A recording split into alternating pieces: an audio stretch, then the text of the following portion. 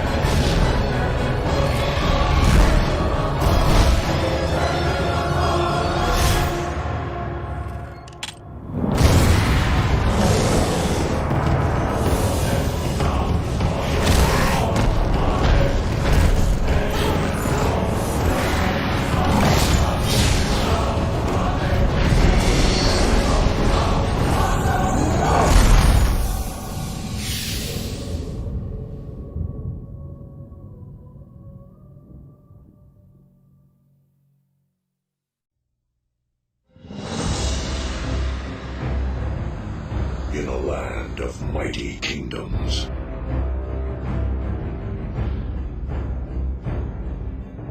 new threats emerge. Ancient alliances are reforged, and an unexplored world awaits.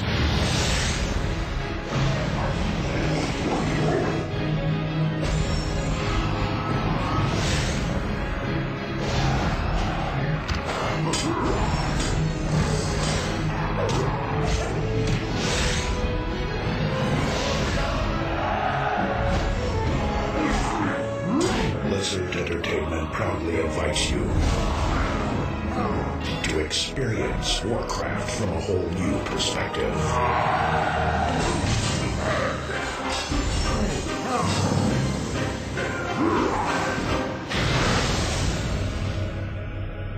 Stake your claim.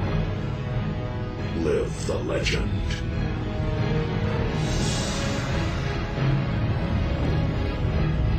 A world awaits.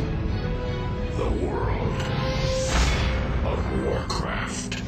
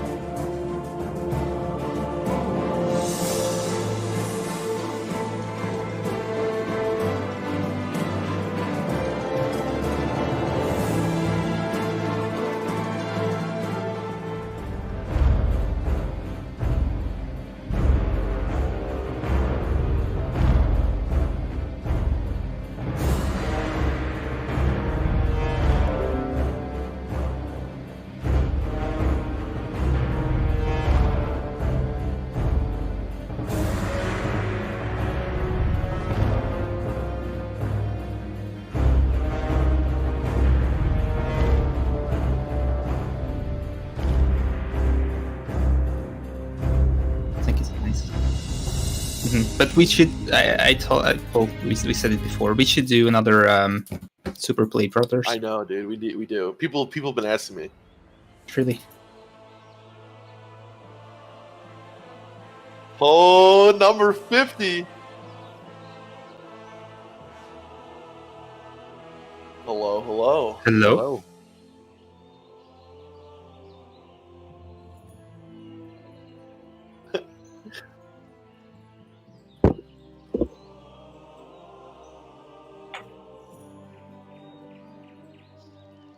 Are you for real? No, you're not. Yeah, you are muted, Cargo. I was muted, yo. Are you kidding me, boys? Yo, it had to have some scuff, man. It had would it not be, baby? Yo. Number 50. Would it not be a number 50 without being a little bit scuffed? Come on. Guys, ladies and gentlemen, welcome back to the stream. We got the boys back together. You love to see it. That's basically all that I said. A bunch of other mumbo jumbo. Is everything else okay other than that, guys? Or how we doing? Let me pull it up. I just had the thing up. Hold on. Talking to myself for 30 seconds? Man, oh man. There it is. Woo! Feels good, man. We got a lot to talk about today. We have Hamster Wheel here gracing us with his presence once again. You always love to see Hamster Wheel on a podcast, dude. That's just... You love to see it. Hamster, man. Good to see you, bro. Thanks, man. Thanks for having me on once again. Dude, Absolutely. Love to have you on. One of the OGs of Classic WoW right there. Absolutely. As OG as it gets, really. Yeah, absolutely. Can you guys hear the music, by the way? How's the music check? I can hear it, but... hear the music. I Okay. can see the shaved head. Nice, It's yes. listening in Def my Camp eyes was right now, making fun of my peanut head a few minutes before, minutes prior. He goes, guys, look at this, check this out, and shows us a screenshot of a stream, and I'm like, oh, dude, what the fuck, you shaved your head? That's I was trying to show you something else. But... Oh man. Oh man. Oh You man, know what? so much to talk about. Just so much to talk about. Crazy times. Yeah, I mean, well, you know, I usually get a high and tight Def Camp, just to let you know, just to address I like that it, though. publicly. I like it. but I'm just fucking with you, brother. coronavirus, all the barbershops are closed, so I just had, Coronavirus. had to shave it. Dunedain, my man, dude, it's I feel like it's been a while too, man. How are you doing, Dane? It's been months, I think, since the last time. It's definitely been a long time. I still play WoW daily to every couple of days. Raid basically twice a week. But I'm moving houses in 2 days, so it's really been a busy period this week and the last few weeks. Damn. But it's good to be back. A lot of things happened. I think the most exciting thing that happened in WoW is that I actually got the Raptor mount of CG. No way, dude. And I won it legit. I mean, I didn't steal it as a guildmaster or anything. I just rolled for it like everyone Sure, else. you did it. Sure. Sure. Yeah, Can we get some fellowship people in here to confirm? Right? I don't see anyone, but they will probably be here. Okay. In a few minutes. Here's the thing, right? It's number 50, Cargos, right? Should we bless them with a loud and boisterous? We have to do something special, though, man. Like, what can we do? Sing it. I can sing it. Can you throw in I was like a thinking on a gnome death noise and let me see, like a I can't cast that yet or something too, like maybe. Just All right. All right. Oh god, you guys put me on the spot. What the fuck? It's all good, all right, man. Here we go. Just bless him. Hit him with something. Here we go. Can I get like a drum roll or something? Like. There we go. Here we go. Go! Ooh. Amazing form, dude. Oh my god. Number 50! Yo, it peaked out for like 3 seconds. That was outstanding form. Outstanding form, Def Camp, I gotta Not say. a powerful one if the mic doesn't cut out, so there we go. For real, All right. dude. That was outstanding. Was that good for number 50? Worth it. Can we get an I can't cast that yet, or no? Or is that, that's I can't cast that yet. I love Def Camp's gnome impersonations, man. This shit cracks me up so much. There we go. All right. Oh man. Well, it's good to see you guys back. I know it's been a bunch of weeks since we've done this. I love doing them, but it's just how I don't know, man. No excuses, but it's good to be back with you. A lot of stuff has happened. Crazy times we live in. It's hard to know exactly where to start. So we're kind of freestyling. What do you guys want to bring up first? Well, I think the thing on a lot of people's mind has been Cargo's recent and my recent comeback to streaming, right? So we've also come back to streaming, but Cargos has kind of redefined what it means to be a fucking streamer, and what it means to kind of give that really like good experience for the streamer. And like the hardcore streams have been absolutely amazing as of recently. All I gotta say is the aesthetics, the assets, the whole feel of it. I come in there and it feels like more like I'm watching Diablo than I am fucking WoW. But it's given me a whole new, just like totally reinvigoration into playing and into streaming. So yeah, I swear I didn't tell him to say that. I swear that was 100% no, not rigged. That's There's nice also not a Raid Shadow Legends sponsor or anything. This podcast or anything. Yeah, True. But actually, if you want to sign up for Raid Shadow Legends, you can use pronoun. No, but yeah, they did reach out. They probably reached out to all you guys too. Those guys are going ham with the marketing. Yeah. Yes. Yeah. So how have you been, Hamster Man? I mean, I know you're not necessarily playing Classic anymore, but you still love, WoW in general, I assume, or maybe you don't. I'm not sure. Maybe you're playing, private server or something. What's been going on with you, my man? Okay, so I've recently made a video talking about the best private servers I played on, and long story short, number one was Tari WoW, which is a Mist of Pandaria server. Now, Mist of Pandaria server is not exactly my favorite expansion. Again, if it was my top three, number one would be Burning Crusade, number two Classic, and number three Wrath. So it's kind of like on the bottom, but it is an expansion I didn't play a lot, and I really like. I don't like the scenery and the vibe necessarily, like everything Panda, everything Oriental. It's like kind of like alright. Whatever, but what I do like is how classes play. I mean, I'm a big fan of Elemental Shaman and Balanced Druid, as you guys know, and the way Balanced Druids and especially Elemental Shamans play in Mist of Pandaria, I think it's super fun. It's a really cool rotation. So I actually felt like after making that video and going back to Tari to see like, is it really as good as I remembered? I got that itch again to play Tari, so I'm actually just gearing up my Shaman there, and just occasionally waiting there. So wow. It's is there more than a lot of fun. 100 people playing that? Like, is there a good amount of people playing it?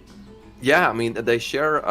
They have two servers, which is the Evermoon, that's their international server, and then the Taria, which is the original one, which is like pure. I forgot. It's either Romanian or Hungarian. It's basically like a foreign server, so to say. And combined, they have like a total of like 1,500 people to 2,000 people. And they are two servers, but when you queue for a dungeon or a raid, like through, let's say, Raid Find or something like that. You do both those servers kind of like they're cross server basically. I like that. So you have a total of like 2,000 potential players that can queue up for anything. So when I play, even if I just want to do a dungeon as a DPS, the queue times aren't actually that long. Like sometimes they are, but on average they're like 5 to 10 minutes, and I have a dungeon pop. So if I join as a resto shaman, or even better like a tank or whatever as a druid, you get queues really fast. So you can like do dungeons no problem. There's several guilds out there that are still recruiting people. Like World Chat is active. I mean, if you go to like the main hubs, they feel kind of alive with like a good amount of people playing there. So, and the community is actually pretty damn nice. So I really like that. So there you go. I've been playing Tari. Wow. That's awesome, and I think this poses like a new question to me, at least. And to me, it's like there are definitely, I think, a lot of people who. I know a lot of people who Mist is actually their favorite expansion.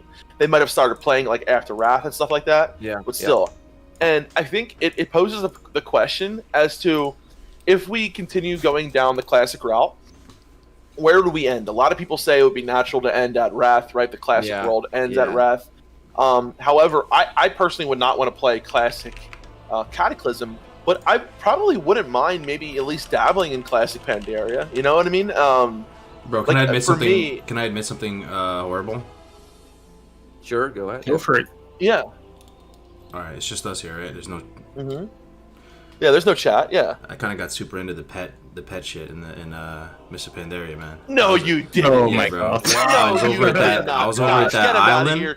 Get him the fuck out of here. I was killing all the the Celestials, man. I had all the pets, man. Like 3x Anubisath idol. I was just dunking on kids with 3x Anubis. I got all the little, the little bird. I don't know what the hell you're talking about, man. I've been playing Tari. I've never ever touched pet battles. I think it's really stupid. But anyway, Marcos, you whatever should not have floats your boat, dude. not have said that. Yeah, dude. He just came out of the WoW closet like, sorry guys, I'm a pet battler. Oh, You know what? We all have our guilty pleasures. We all have. Yeah, it's okay, Carl. We still love you. We still love you, bro. All right, dude. Make an exception for me, all right? All the other pet I'm battles. kidding, bro. You're kidding. It's all good. It's all good. Listen. You know what? It might have tingled your younger Pokemon. You know, a lot of people, we grew up with Pokemon, a lot of people our age, right? And I understand that a lot of people, when they saw that when it first came out, they were like, oh my god, Pokemon, you know what I mean? And, you know, I'm trying to come to your rescue, Cargus, but it's not working. Yeah, it's tough. Yeah. What did you like about it? It's just, you know, I never played it. What did you like about pet battles? You know, I don't know. There was just kind of more of a meta than I thought. Like, I was watching some guides on it. Like, there was this kind of loose meta, and I thought it was kind of cool that somehow the OG pets, too, like, you know, the mini Diablo that some of the, like, the real, like, seriously OG players have in Vanilla WoW, like, they even gave those old pets some different abilities and stuff. And, like, they had certain pets that had a unique pet ability to that pet. And stuff like that, it kind of blew my mind. I was like, yo, there's kind of like a meta to this, and you could, you know, level them up really quick, and there's more items. And I don't know. So Mop was an expansion that I had the lowest expectations for. Like, I went into that, and I was like, dude, this is not Warcraft. You know, I like the dark, edgy, you know, ambience. So I was like, this is like, I've never thought an expansion was so bad going into it. Like, never before. You know, Warlords of Draenor I thought was kind of hype when they made the trailer and everything. Well, I mean, look at the trailer for Mist, right? So many people saw that trailer and were like, are you fucking serious? Yeah, and I think that right there set the expectation. Yeah. Boom. Really low. Yeah. Why so much hate for Cataclysm, though? I thought it was kind of nice. It was just way too long without content. Here's the thing, Dune. Cataclysm was great when it first came out. If you remember, like, heroic dungeons were hard. Yeah, pre-nerf heroic dungeons were great. Yeah, pre-nerf heroic dungeons, and then after that first patch, it just got horrible, in my opinion. Yeah. Yeah. I don't think it's one of. I think it's like in the middle of the pack. I kind of like it better than everything past Panda. I didn't like the rebirth of, like, the world. I really didn't like New Orgrimmar. I really didn't like a lot of the new zones. It felt like they just got some like some kid off the street who got the map of Azeroth and got, like, a couple crayons and was just like, I know, man. and it just did that. I liked the idea. I prefer old Azeroth, I guess, but I liked the idea. And the first time I went into the new zones, I kind of liked it. But yeah, it was definitely logical. I mean, I did that one bridge at Red Ridge Mountains, like that near the village, like it was like half destroyed. It made sense that it can't be like damaged for like 8 years or something. Like at some point, it's got to be fixed. So it made sense. I felt kind of hurt, man, when I saw some of the zones that, you know, we grew up with vanilla. Like when you saw it wasn't the shimmering flats all underwater and everything, and the oh my god, the barrens had a bunch of lava in it stuff. You know, like one of the things that bothered me a little bit about the revamp of the Cata world was that you know, it was getting that light work, like that Michael Bay light work. It was starting to get that where like everything is like there's these bright red rich colors in the barrens now, and this lava kind of gushing through it, and it started to get like kind of that sensory overload, too fantastical. I started moving in that direction for me as far as like the simple, realistic zones that are so... I didn't notice that very much. But for me, it's probably a minor thing, but the worst thing in that expansion, I think, was class trainers were useless. That's when they removed them, basically, right? Right. It's something I really like from the old expansions, basically. But that's just a minor thing. Other than that, I kind of liked it. But this poses the question, like... where do we go with Classic? Like, do we continue down the path, or even if some of the expansions weren't that popular? Because very good question, here's the thing: someone brought this up in my stream the other day. Like, what Shadowlands says to me is that WoW is literally going to the afterlife. What does that mean to me? That means WoW is dying, right? Like, think about it like this: the Shadowlands is like it's almost like I couldn't think of the word yesterday. Not logic. Whatever. It's fitting that the game is dying, right? The game is literally dying, and now it's going to the Shadowlands. It's going to the afterlife. So, like, is this Blizz kind of saying a metaphor? There you go. Is this Blizz kind of saying like, "Hey guys, the game's dead. We're going to the afterlife. Here it is. This is the end." I don't know. Because didn't they announce something recently that they're seriously thinking about not continuing it, or I heard something like that. Or is that just What, after Shadowlands? After Shadowlands? Yeah, I heard some kind of musters out of the darkness that it's possible that this could be the last expansion. I don't know. Yeah, it's Isn't WoW still like a huge cash cow to them though? So Think so. financially, does it think make? it is. I don't know. Like, I've I been think they'll just seeing- drag it out for as long as they can until they're like, all right, we're not even breaking even anymore. Pull the plug. I think they'll just drag it out as long as they're making money. Especially now it's Activision Blizzard.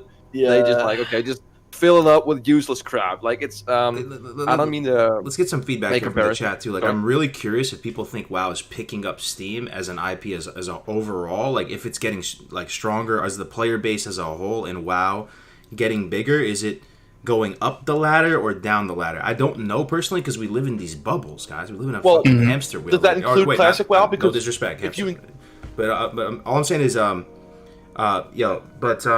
so I've been seeing a lot of press clippings come out for Shadowlands, like a lot of them. Like, people are hyping up Shadowlands. They're making it seem like World of Warcraft is getting this whole new fresh coat of paint. Like, it's been so successful after all these years. So I just don't know what the read is. Like, I mean, I'm not gonna play Shadowlands, just throwing it out there personally. But you know, I don't know how to read that. Like, is WoW getting is it successful by the normies or what? I don't know. What do you guys think? So, like, if you include Classic into that, then yes, right? It is getting better, I think. But if you just look at retail, I mean, I agree, Cargos. There was so much hype going into Shadowlands, but now there's a lot of stuff coming out. I don't know if you've been I was watching some Asmongold stuff, and there are these new systems that are coming into place that a lot of people are disagreeing with, that a lot of people are not liking. So I think, I think honestly, what it comes down to is there are some people that are going to really, get pushed into Shadowlands.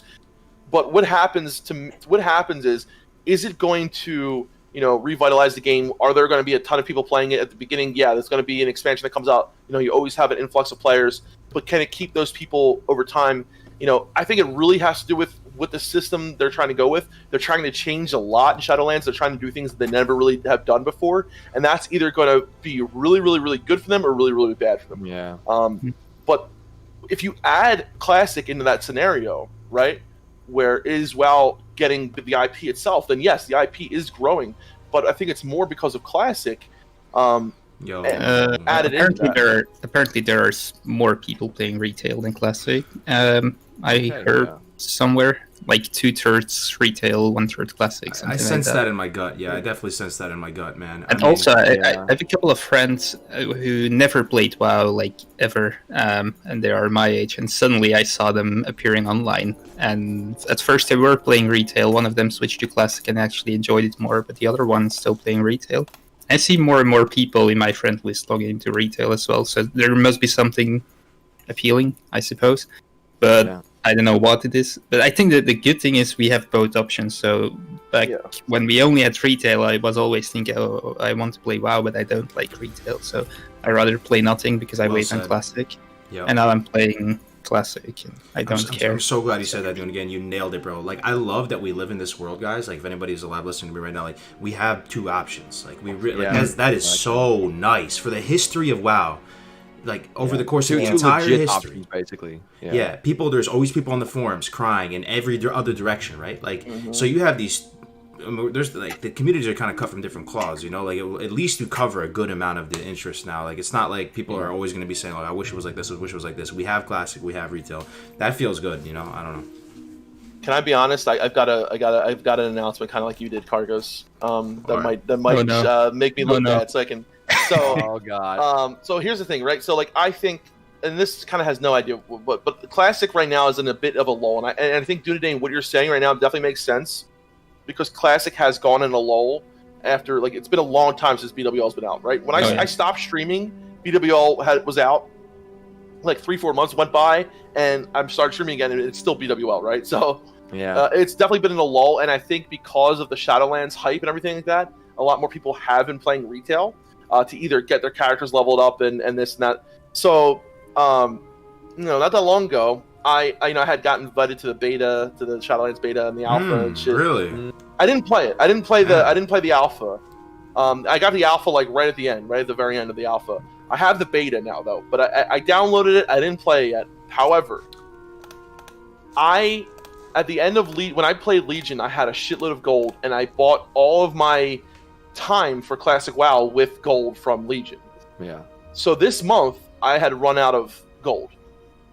All my money was gone. I didn't have any more time. So I said to myself, should I log in, play a little bit of BFA, get the gold, and buy a new? So I did. So I was playing for about a week. I was playing BFA. That's a little bit longer than no, not a week, not a week fully, like off and on, right? Oh, yeah. Like an hour here, an hour there. And let me just tell you this, like, I had fun doing the rotations of something like I was playing an enhancement shaman, and the rotation as enhancement was fun, right? I was like, this is fun.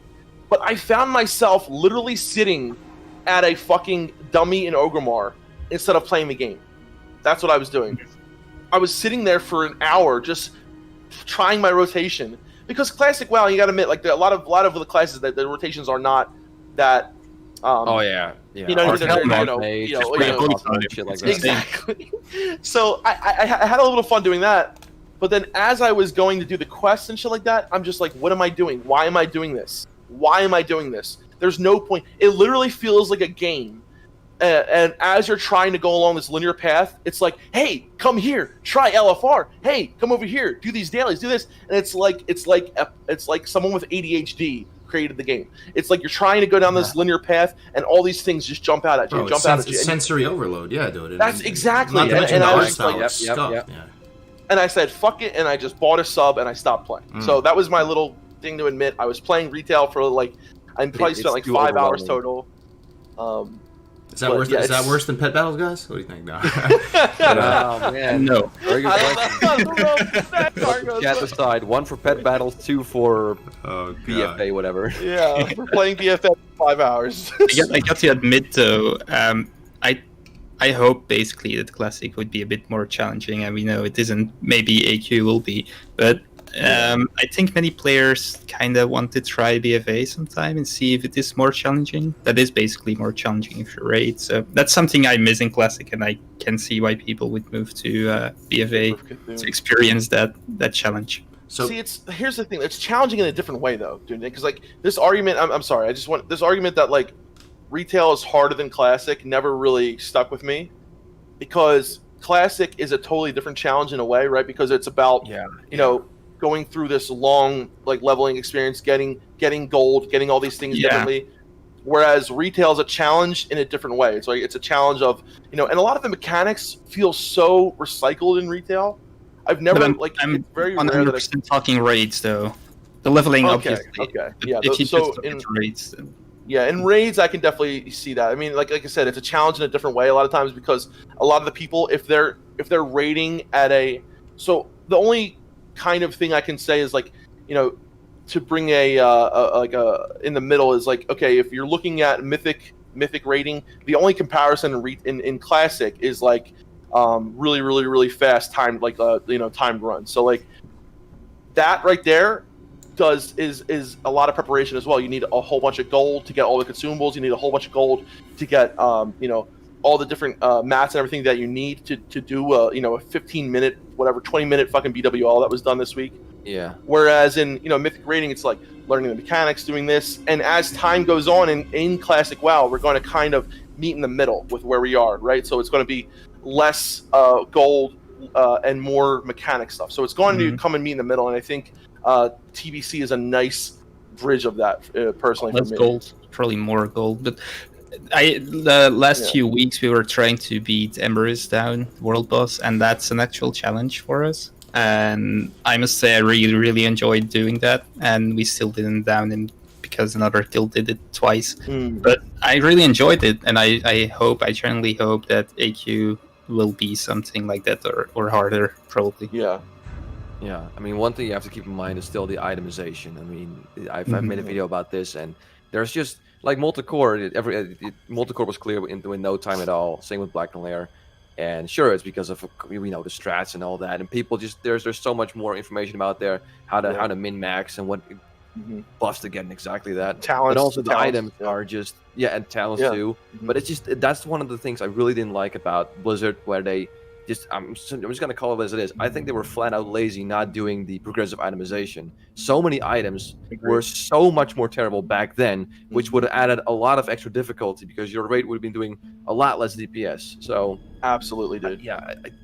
I hate that they didn't do that. It sucks. And also the talents and stuff like that. Like, Oh, yeah. I don't know why they keep saying like, it's too complicated, or we don't have think the it's laziness. resources. Dude, private servers had that information. All you got to do is be like, knock, knock. Hey, hey, guys, Nostalgius, you guys that offered to help us so many fucking times. Yeah, exactly. We're finally going to take your help. Like, that's all you have to do, dude. Yeah, Mhm. exactly. You know? I don't wish know why it they was didn't like do that. Yeah, Sorry? I 100% agree with you.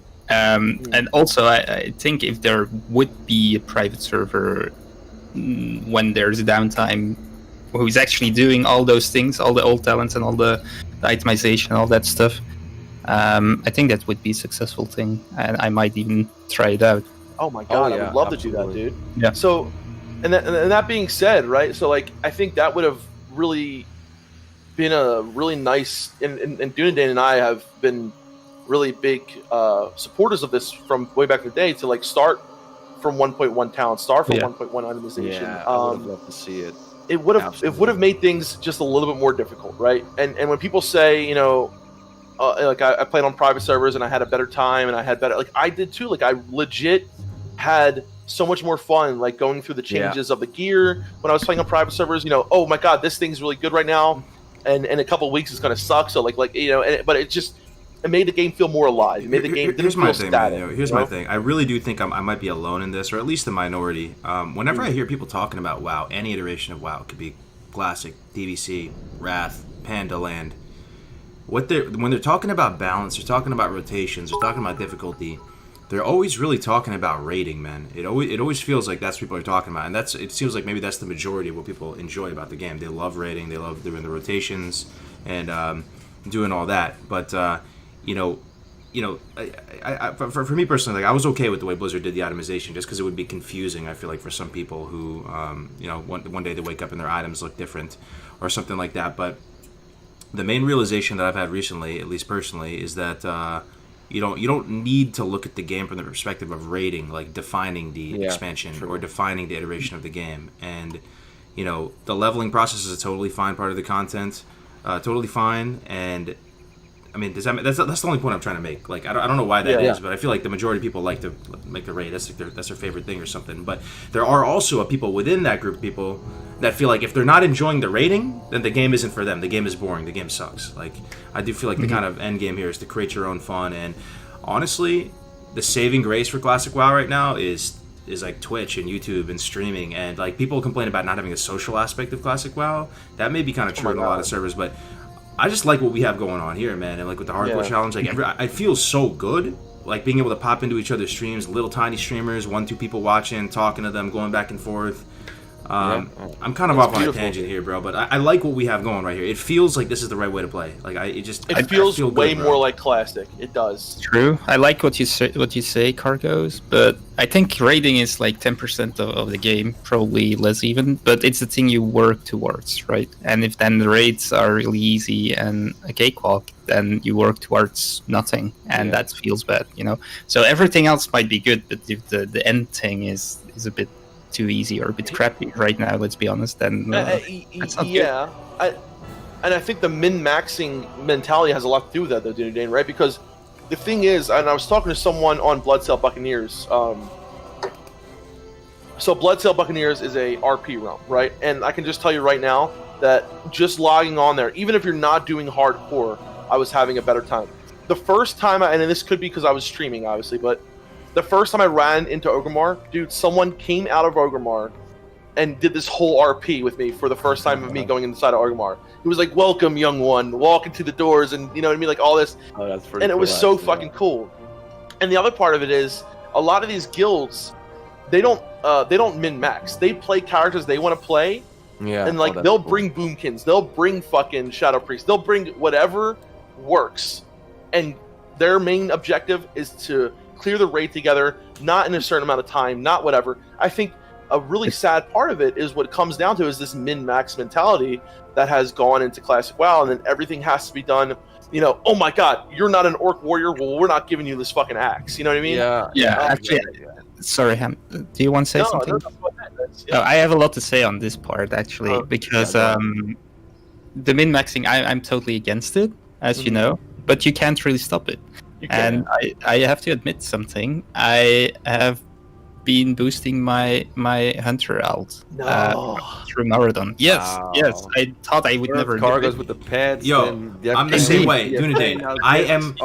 God. There's something wrong with my brain that I'll short circuit if I'm doing something too inefficient or whatever. That like, so I have to like seriously resist the urge to boost. And like, honestly, I would even fuck, man. Like, I would probably boost right now. Like, I don't know. It's just so Blizzard sets that meta, man. Blizzard Hardcore sets boosting, that meta. guys. Here we go. That's a problem, though. It's so much faster that you feel like you're wasting your time from 40 to 50 if you're not doing it, and that's a giant issue. Yeah.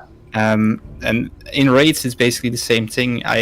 We still bring boomkins or ferals or whatever class, retribution, prot paladins even.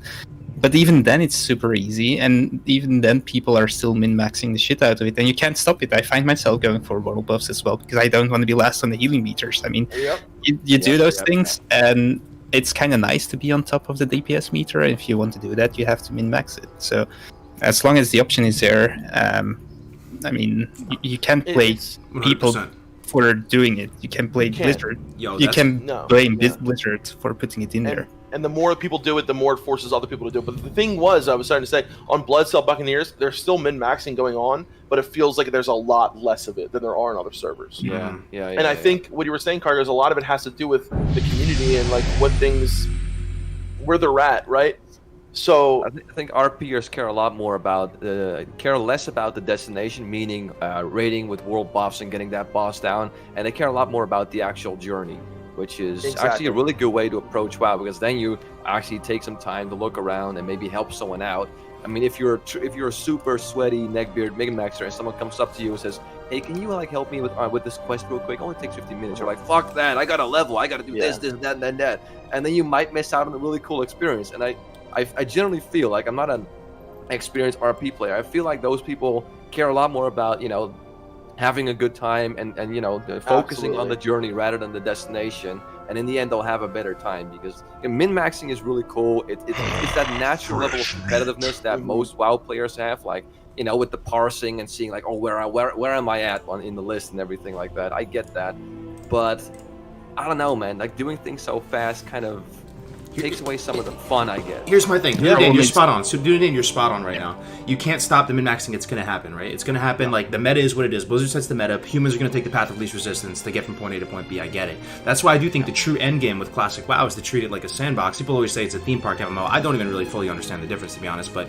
like what Kungan's doing with the vanilla green thing, like, that's one aspect of it. But I genuinely, classic community, feel in my heart of hearts that hardcore is an amazing, possibly the best way to experience classic, in the sense that even for you guys as raiders, right? Hamster, you're a seasoned raider. You guys are all big brain fucking raiders. Even for you guys, this is, you love killing the dragon, slaying the computer, right? Like, that's pretty fun, going up against the environment and killing it.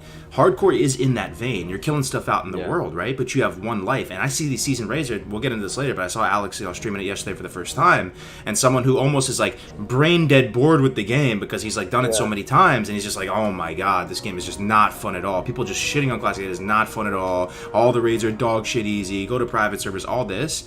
But if you were to actually honestly give hardcore a shot, it is genuinely tough to get to 60, man, without dying, and to treat it with one life. You're going out in the open world, and even I'm curious your thoughts on it, Hamster. Like, if you think you would enjoy it, or if like you think you could do it, if it would be easy. It just puts the soul back in the game, man. I don't know. What are your thoughts on it? Hardcore rating? Hardcore rating. The thing with me is I'm a guy that really thinks ahead, like really far. So if I'm like starting my level 1 character hardcore, I'm already thinking like, okay, where am I going to end with this character? So and then I start thinking about, well, I'm leveling in a 1x raid, and it's gonna take ages because I'm also doing a hardcore mode. Like, it's gonna take ages for me to get rating. Like, even when I'm level 1, I'm already thinking about that. So I'm not sure if I can really do it, nor do I don't know. To be honest with you guys, I don't want to throw more money at Blizzard. I don't think they deserve my $15 a month. If you guys want to pay them $50 a month to play Classic, perfectly fine. I'm just saying I don't really want to do it anymore. I got you. And again, with me, I kind of ruined my. I wouldn't say ruined it, but I kind of spoiled a little bit what we said previously, where I played private servers a lot and I leveled a ton of alts. that I'm not sure if I can level a character again on, let's say, a 1x raid server or just classic, and I'll genuinely enjoy myself. I don't know. I might give it a go. You know what? You know what the secret is, though, Hamster. You know why you might. Sorry, what? You know why you might give it a shot? Because this is a very important piece of the hardcore. Is the streaming aspect of it, man. Like, so if you were sitting by yourself in a room. Me personally, if I wasn't streaming, it would be kind of weird for me to do the hardcore challenge by myself because you're kind of just in your own imagination. People crave that social aspect of it, right? Like, that's such a big part of this, right? The fact that you're able to share these moments and go on that sort with other people watching you, Hamster. Imagine like there's 100 people watching you go through this character's journey and you're building out the character together. I do feel like that changes the game a little bit. Like, it almost aligns the incentive a little bit. Like, you know, because I'm kind of the same way, bro. Like, am I going to sit there and level 1x by myself and pretend like I have one life just for myself? You need like a community and the social aspect. You need the clout. You need the competitive spirit. You need a monthly tournament or something. You need some way to like make it so you're not just playing imagination in your own head, playing La La Land. Like, I don't know. So very true. I don't think I can get over the fact that when you die, you have to delete your character. Let's say I get to level 30. To me, getting level 30 in Classic, to some people, it's like nothing. It's like, oh, it takes no time at all. For me, getting level 30 in Classic, I think it takes a lot of time. But that's just based on how many hours you have to spend leveling, and you compare that to how many hours a day you can play WoW. I think it takes a lot of time to get to level 30, but that's just me. So if I get to level 30, let's say, which you know, I'm far from level 60, and I die, I gotta delete a ton of time. I don't think I can do that. That's the whole problem. I don't think I can commit to that. It's gonna put that fear back in your belly when you go out into the world. It's gonna buff the world. It makes you care about your character that much more, though. Right now, who gives a shit about the world? You can see it. In order for you to feel stimulated, you need to kill 5,000 mobs at the same time in Maraudon. You need to literally pull the entire dungeon for you to get titillated by the combat. You actually need to pull the entire dungeon, or you need to kill 7 million Scarlet Crusaders, you know, at once in order to feel titillated. Play with one life. It's gonna put that fear back in your belly, man. So. I got a train of thought, and if you guys can carry with me here. So, okay, right, something that is so great about hardcore, right, and that was so much of us love it, is because, you know, there's still min-maxing that occurs like in hardcore, right? Because, you know, okay, I want to do the best professions, I want to try to get the best survivability I can, but it's min-maxing in a different way. It's like it's your thought process of how you can, you know, survive best, of what you can do, and you're learning, right, the whole way, and who knows, over time, min-max, because like. Min-maxing comes out of people doing the same thing over so long ago, but you still have min-maxing in retail, you still have it. So that whole mentality side, just put that away for a second, right? The whole min-maxing. What does hardcore do? Hardcore, you put some kind of limitations on you so that you have a different experience in the game, right? So is there a way that we could do that in raiding or in other aspects of the game so that we can enjoy it more, and so the min-maxing part of it won't be as strong? That's right? what Kung is doing. That's what Kung is doing with that Vanilla Green project. Right, with yeah. But here's the thing: are they still allowing world buffs there? I don't even know. I don't know. Because what world buffs does, and here's the thing: like with the min maxing, like world buffs, and I think Melderon was like really on point when he said this so long ago, is that, you know, there was a group of people who killed Onyxia that not that long ago naked, right? But they did it with world buffs. World buffs in Classic WoW are extremely powerful, especially when you stack them upon each other. So when you have all Dire Maul buffs, when you have ZG, when you have, you know, Rallying Cry, the Dragon Slayer, all these buffs together, it doesn't matter if you have no gear on, because world buffs are so much powerful. So one of the things that this created, and I think this was one of the biggest things that one of the biggest issues we have with WoW right now, with Classic WoW.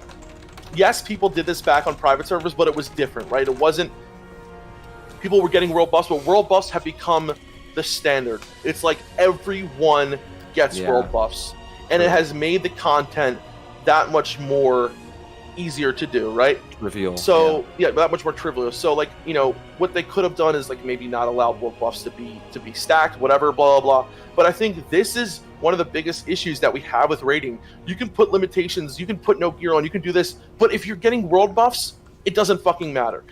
But the problem is, if one person gets world buffs in your raid, it puts, like Dunedin was saying, it puts pressure on everyone else in the raid to want to get world buffs. Get it. Yeah. Right. But I think maybe people should shift mentality. Is it that fun to kill the robot over and over again every week? Like, I saw Alex streaming yesterday. He was just asking people. He's like, for those of you who are actively raiding, Are you having fun right now? Like, do you wake up giddy and want to jump on the computer and play? Do you love getting world buffs and raiding, or even without the world buffs? Like, maybe some people do. They love raiding, they love getting the gear. But I don't know if that's just like a conditioning that you feel like you need to get the gear. Because people always talk about classic WoW, it's the journey, not the destination, right? Live that, dude. Like, if if you say that, like, go put your money where your mouth is. The journey, not the destination. Go do the journey. I don't know. I'm in my own like lane with this leveling stuff. But let me tell you one thing right now. So we're doing this Good Morning Azeroth right now, and it may seem to some of you who are newer viewers like, oh, these guys are still hype about Classic, and there might be this big disparity between how you're feeling about Classic and how it appears that we're feeling. Like, I'm very high energy right now. If I was raiding week to week, having to get world buffs, showing up just to get an item with the exact same tooltip as my last item with like 4 more spell power on it, and I do that every week, and we're just sitting there, like, it just doesn't. The carrot on a stick is just not there for me, right? It's not strong enough. So what I'm suggesting is just try to think about the game in a different way, maybe. Like, try to create your own challenge, do something like that, create your own community, do something like that, because and hardcore does that. It does shift the mentality. It shifts, like, French Toast was saying about this. He said you can't tell people to shift the mentality, but like hardcore does do that in a way. It shifts the mentality into something else, and I was wondering, is that possible to do in other aspects of the game? Like, I like how you guys invented hardcore, basically cargoes, and went for it. I really like how you try to make the game the journey as it used to be. But wouldn't it be extremely nice if we didn't have to do it in that way, and if it was just you had to play the game in the most efficient way? You know what I mean? If you couldn't boost characters, if you couldn't get the hardcore, the world buffs, if the gear wasn't as overpowered and all that crap. I mean, if min-maxing was actually a good thing to do in the game to make it possible to kill raid encounters, wouldn't that be what we want, basically, from WoW? I think Blizzard should really rethink the whole thing for TBC. Yes. Otherwise, people will drop out. And agreed. It's fine because it's the first time we go through this whole classic thing, and people are excited for AQ and Nax. And there's always the idea that Nax will be hard, or AQ will be hard, and if AQ isn't, then Nax will probably be hard, and all that stuff. But they will not go through this whole cycle again for TBC if it's the same cake walking the park. It's a really good point. I don't know. You know Big Musk, right? Yeah, Hamster. You've been on his podcast before. He's a cool guy. Sometimes he goes a little off the handle. You don't have to agree with him. But I watch his stuff, and it's cool to get different opinions and stuff. But one thing he said is he was just saying, he's really shilling for Netherwing or the Karazhan server big time. He's just saying, like, this is going to be the last time you can play TBC the way it was intended. And one of his points was that classic TBC will be the same as vanilla, same as classic, like, vanilla right now. Like, if you think it's going to be any different, it's not. I could not agree more. Don't get me wrong. I'm still going to play classic TBC. I'm still going to have a blast playing classic TBC, no matter how it shakes out. I'm going to be chilling with my boys, Dev Camp, Meldoron. I'll be streaming with you guys, doing whatever. We'll make it fun. But it is going to be the same. The mentality is not going to change. You're absolutely right. The mentality, I don't want to believe that. This is what's going to happen, man. You're going to be so hyped. You're going to be watching the Illidan trailer. You're going to be with your friends. You're calling up your old boys going to play again. You're going to be logging in. It's going to be a shit show queue, or whatever. Like, that's launch. It's normal, like Dark Portal. But you're going to log in, and you're going to look to your left. You're going to look to your right. You're going to see people with just ridiculous amounts of gold. Nothing like it was back when vanilla moving into TBC. Like, basically infinity gold. They're going to race to 70. They're going to get 70 in probably a day. Someone's going to crack the code and figure it out. They're going to just find a way to spam their way up to 70 or do something. Everybody's going to be 70. They're going to have flying mounts instantly. You're going to have this exact same meta slave, sweaty raid logging meta. So, I mean, you could enjoy that right now, but just know that is what's coming. And I just want to throw that out there as a PSA that you may have an expectation that it's going to be very different. I agree, but there are things about the Burning Crusade that is going to make it a little bit better. Right? No world buffs. Yes. No world buffs. True. There's going to be a gold cap cargoes. The dungeons are harder too. Yeah, they're just harder. Like the dungeons and heroics, which is like some of the most fun. But I agree to a certain extent because, like, we have seen that values on private servers are definitely higher and harder. Like, the shit is harder on private servers than it has been in classic. And I'm wondering, and it's probably going to be exactly the same come TBC.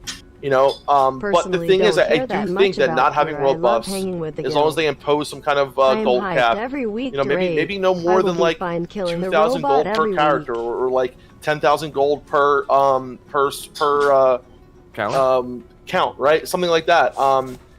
Here's the thing though, like TVC for me is a lot different than classic in a lot of ways, and I think there definitely has been a lot of min-maxing done for TVC, but I definitely do feel like there is a little bit more of a unknown factor in TVC when it comes to certain things. Like you have arena, right? You have a lot of people who know what the best arena comps is. Like, there's going to be a lot of fucking rogues. There's going to be a lot of, priests. There's going to be a lot of, like, Romig, Shibby2, priest. There's going to be a lot of druid warrior. It's going to be a ton of that. But there are people that are going to bring a little bit of an unknown factor and a little bit... Sure. I think it's going to be a little bit less min-maxy than classic. It's still going to be min-maxy as hell. Mm-hmm. There's still going to be a lot of craziness to it. But I feel like, I don't know, maybe this is my own hopes and wishes coming in my brain, because I don't want to believe that. I don't want to believe that it's going to be the same exact thing. The game changer that throws like an apple into the bag of oranges is that there's arena. So that's a whole other bucket for people who just want to still kind of just be kind of insular, play with their buddy, play some twos, and still go far and not have to like commit to raid logging or whatever. They can still experience the game at a high level, right, and play and become a big chat on their server, but they can do it through a different, a totally different type of way. So arena will be definitely a game changer. It's a very, very, very good thing indeed. But Hamster, you made some videos on gear and stuff, and is the difference between like 1.1 gear and 1.12 gear in vanilla, is it the same as it was in TBC? Because I can't recall such big gear changes. I'm very glad you asked, because that was exactly on my mind. There was some changes, like in beginning Burning Crusade, 2.4.3 itemization has a rating, so you have increases crit rating, increases hit rating. Beginning Burning Crusade, you didn't have that. You still had the flat 1% or 2%. Exactly. You had that.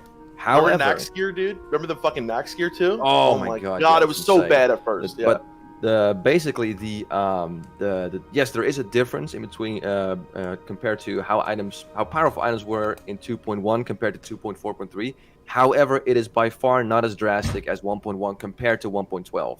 I mean, they might have been buffed a little bit, but to give you an example, there are items in 1.1 vanilla that had like very little base stats and no spell damage that were eventually buffed to a lot of spell damage and a good amount of base stats. So their drastic changes did not happen in TBC. Yes, they were there, but not as drastic. So people can benefit from wearing crazy overpowered gear in quotation marks when they're stepping in the caravan, because they're playing on a 2.4.3 core. Don't get me wrong though, it's still going to be much of a cakewalk, because if we can see what Blizzard is doing with Classic right now, I'm 100% sure they're not going to, or I'm pretty sure, not 100% of course, I'm pretty sure they're going to release post-nerf heroic dungeons, because pre-nerf heroic dungeons TBC were actually hard as dick, and 2.4.3 they're not as hard. I mean, heroic Arcatraz and stuff like that's still pretty hard, but generally speaking, they were a lot easier in late TBC. So why do they do that? It doesn't make it. Why do they do that? It's just not good for the longevity of the game. I don't get it. I mean, that's what I'm saying, dude. Like, this brings up so many questions. Like, what if they? Okay, so I think one of the biggest drastic changes, Hamster, correct me if I'm wrong, was Nax gear, right? I mean, I'm sorry, not Nax. Kara gear. Kara gear was absolute dog shit when it first came out. I think so. Yeah. It was literally like blues with a stat. It was like all blue gear with like because it's been a while for me, but I'm pretty sure it was like all blue gear with like base stats, and it was absolute dog shit. They totally revamped the gear from Kara, and it almost became in a way like a catch-up build, because when you first did Kara back in the day, you had like the gear that was from it, you had your tier whatever, but like all the other gear was shit. When they revamped the gear, Kara almost became. That's why you had so many people going back to Duke Kara. Halfway through TVC, because they revamped the gear. It almost became like a ZG in a way, because the gear was revamped and it was better. Now, that being said, they're probably going to come up. Blizzard's probably going to come out with like they did with the itemization of the final version, the 2.43 itemization of everything. If they didn't do that though, if they did the original itemization, from Kara, or they did this like Dunedin was saying, they had the original heroic damage and stuff like that, it would make for so much of it more of an interesting game. Like, yes, absolutely. Yeah, you know? because what you have to keep in mind is that the min-maxing, most of it, like people are already like theory crafting and min-maxing when it comes to TBC. Most of that, what you can do right now, is based on private servers with a 2.4.3 core. right. So if Blizzard all of a sudden says or publishes like, hey, we're not going to do that, we're actually going to start with 2.1 and we're going to have our own damage values that you guys might even know about, because what you're doing is calculating it based on 2.4.3. If they did that, that would be so damn cool. It would be But huge, and they have the information too. Yes. They have it. Would that make you play classic TBC? Hamster? Maybe. It would be a different experience Yo, from every I other think private that's server. yes. This man, Oh, Hamster yeah. Wheel, knows more about TBC That's than what. any It's of us do, exactly like- what we've been saying before Yeah. Classic. You know, It that's would be exactly what you exactly. said before. Yes, exactly. If they went with the patch progressions, like in a meta that's evolving, and people don't know what's they do know what's going to happen, but it's not been maxed and it's not theory crafted. Like, Would you want that too? for David? years? That sounds good to you. Sorry, You would be Yeah, down with yes. that too? obviously. Okay, so I mean, this is really interesting to me. So, like, I don't consider myself like a fucking raider at heart, but you guys seem like you're raiders at heart. You love this, and this is something you're passionate about. You understand the game better than 90% of the people that are going to play TBC. So, I'm curious what people in the chat think as well. If you could turn that decision that Blizzard would have to make into a question, how would you phrase it? You know, French progressive Coach just said it. itemization versus. He just said it, dude. He said they have the info. What they don't have is any idea how to make games. Like, Yeah. I don't think True. they would do it because, like, this is so smart. It would differentiate them from every other fucking private server. It would make people Yes. who are playing private servers and say, oh, private servers are better, go to play TBC. You can create an active, living fucking game starting from 2.1 Oh, yeah. values, starting from 2.1 gear. This is going over my head right now, though. And so they should probably move on from the no changes shit and just actively monitor it. And if something is broken, they should fix it. And that's, I think, what they should have done with Classic as well. So But correct they me if I'm didn't. wrong. We're still talking just progressive itemization versus items being in their final form. This Oh, is yes. yeah, but Well, also and if talent. something is broken, let me give an Yeah. example. If like Fury Warriors in Classic, it's definitely broken, and people didn't know that back in the day, but they do it now. So nerf it. I mean, it's changes, I guess, but it would make it a lot more interesting. It would. What make worries it. me? Yeah. Oh, sorry, go ahead. Go ahead. No, go Fury- ahead. I'm sorry, yeah. Yeah, What what did you worries say? me is basically Oh, yeah. this thing. Like, yes, Blizzard has the information, but it would cost more time for them to make, which means more Exactly. resources, which means more Exactly. money. And Yep. because they're I don't know all this, but because they're Activision Blizzard is going to have to talk to Activision like, hey, we want to maybe do this, but it's going to cost X amount of money. And then Activision's going to go like, no, we want a good ROI and we want a good profit margin. So no, you're not going to do that. So I think that might, it's I really hope they do, but considering how it will cost more time, more resource, and more money, I don't see it happening. But we'll see. I don't have a That crystal is ball. the biggest reason why it wouldn't happen, Hamster, 100%. Yeah. Because, like, what they did with Classic, and it's really sad, is like there's some dude somewhere named fucking George, George. and fuck he's the only George. fucking person who works on Classic right now. Like, they have probably like the guy who was in Elias's fucking chat who banned that dude. He was probably the only fucking GM for Classic WoW. I feel like ever since after the game released and they were like, okay, we're gonna let things go, whatever. Like, they just put one fucking guy on the job. Yeah. There's probably a couple more, right? But like, they have such a small staff. This And is so why very they little want people to get resources. authenticators, right? This is why they Yeah. give that extra back Oh my slots for God. authentication. This is Yeah. why And they the- want people to they want all automated. This is why there's bots all over the place, and it took Yeah, the months for them to blanket do bot anything about the ban. bots. Yeah. Bro, Exactly. It's the redheaded stepchild of Blizzard. Yeah, classic. Yeah. WoW. Like, This is why. So here's the thing, like, they know that people will still play Classic. They'll bitch and complain, and I think part of it is almost tongue in cheek because I feel like you guys wanted Classic. Well, here it is with all its fucking flaws and everything. You're gonna have to fucking deal with it.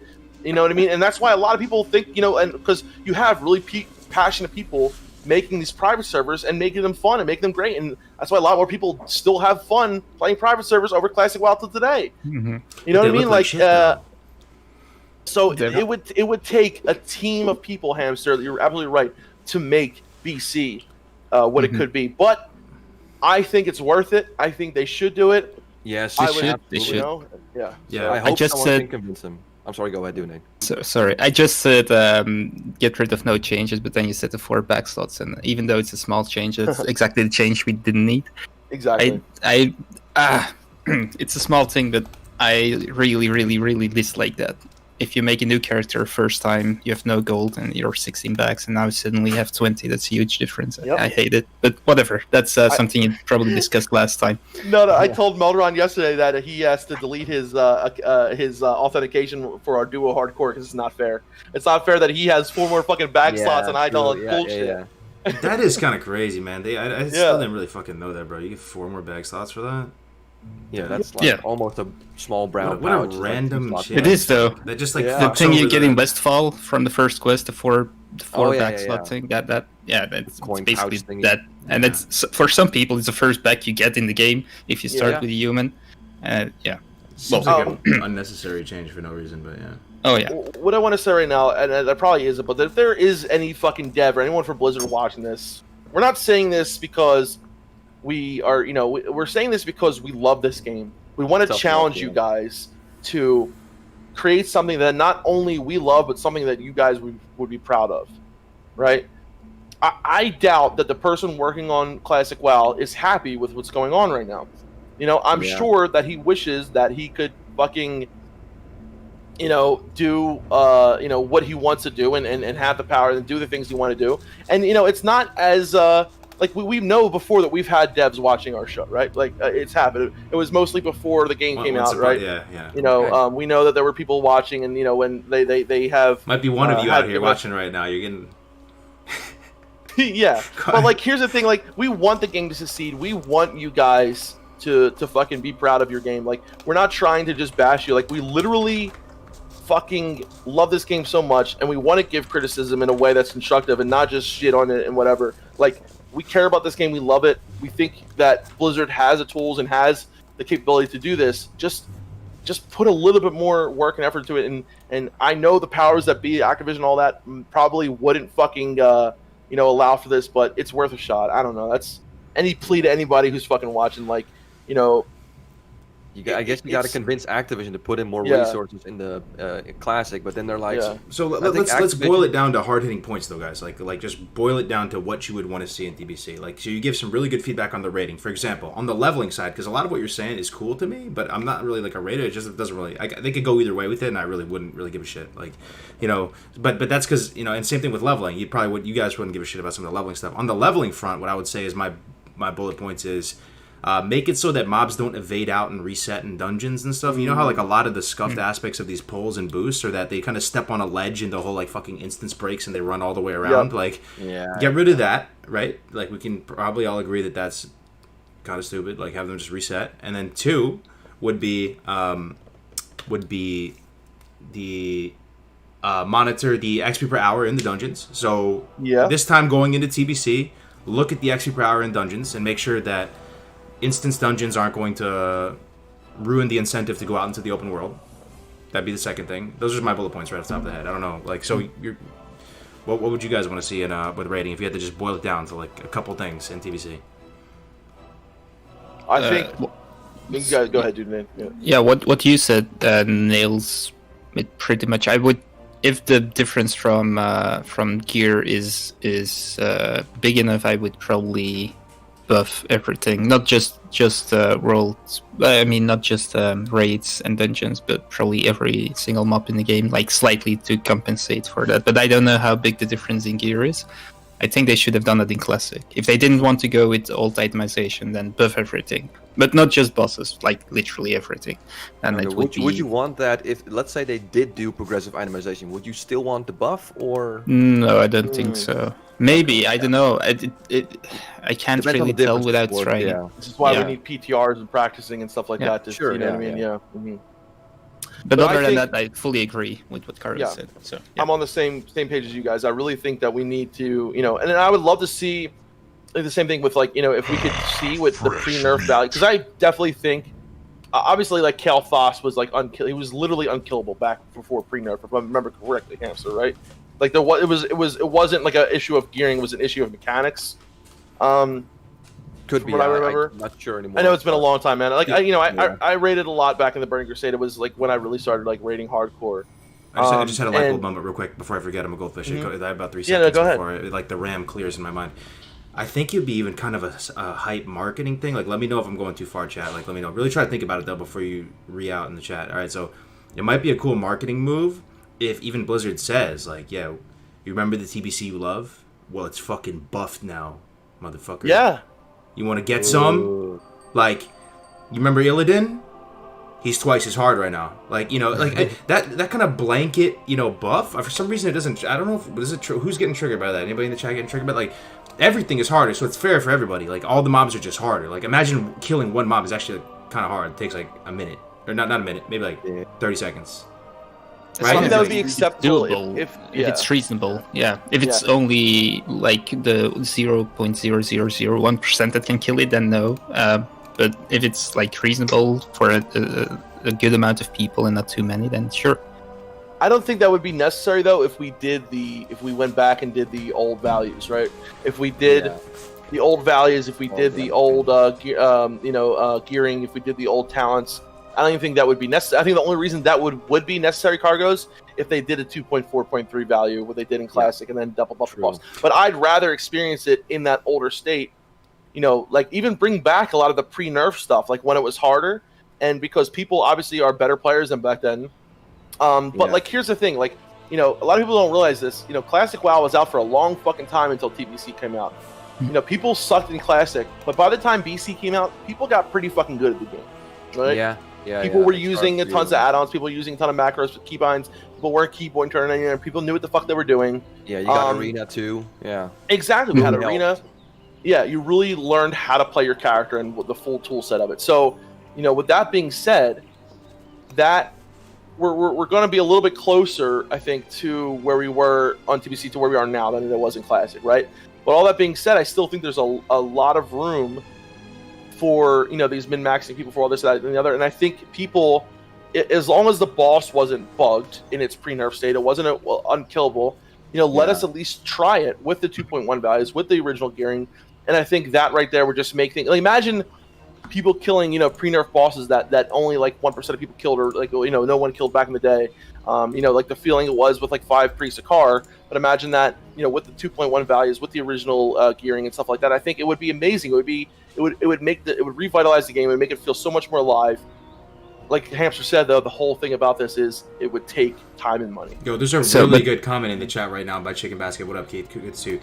You'll kill off more casual player base, but attract more of the hardcore players. Classic TBC would be mostly sweaty players, but min-max mentality would probably be worse. Just take a second to think about that, though. Think about that.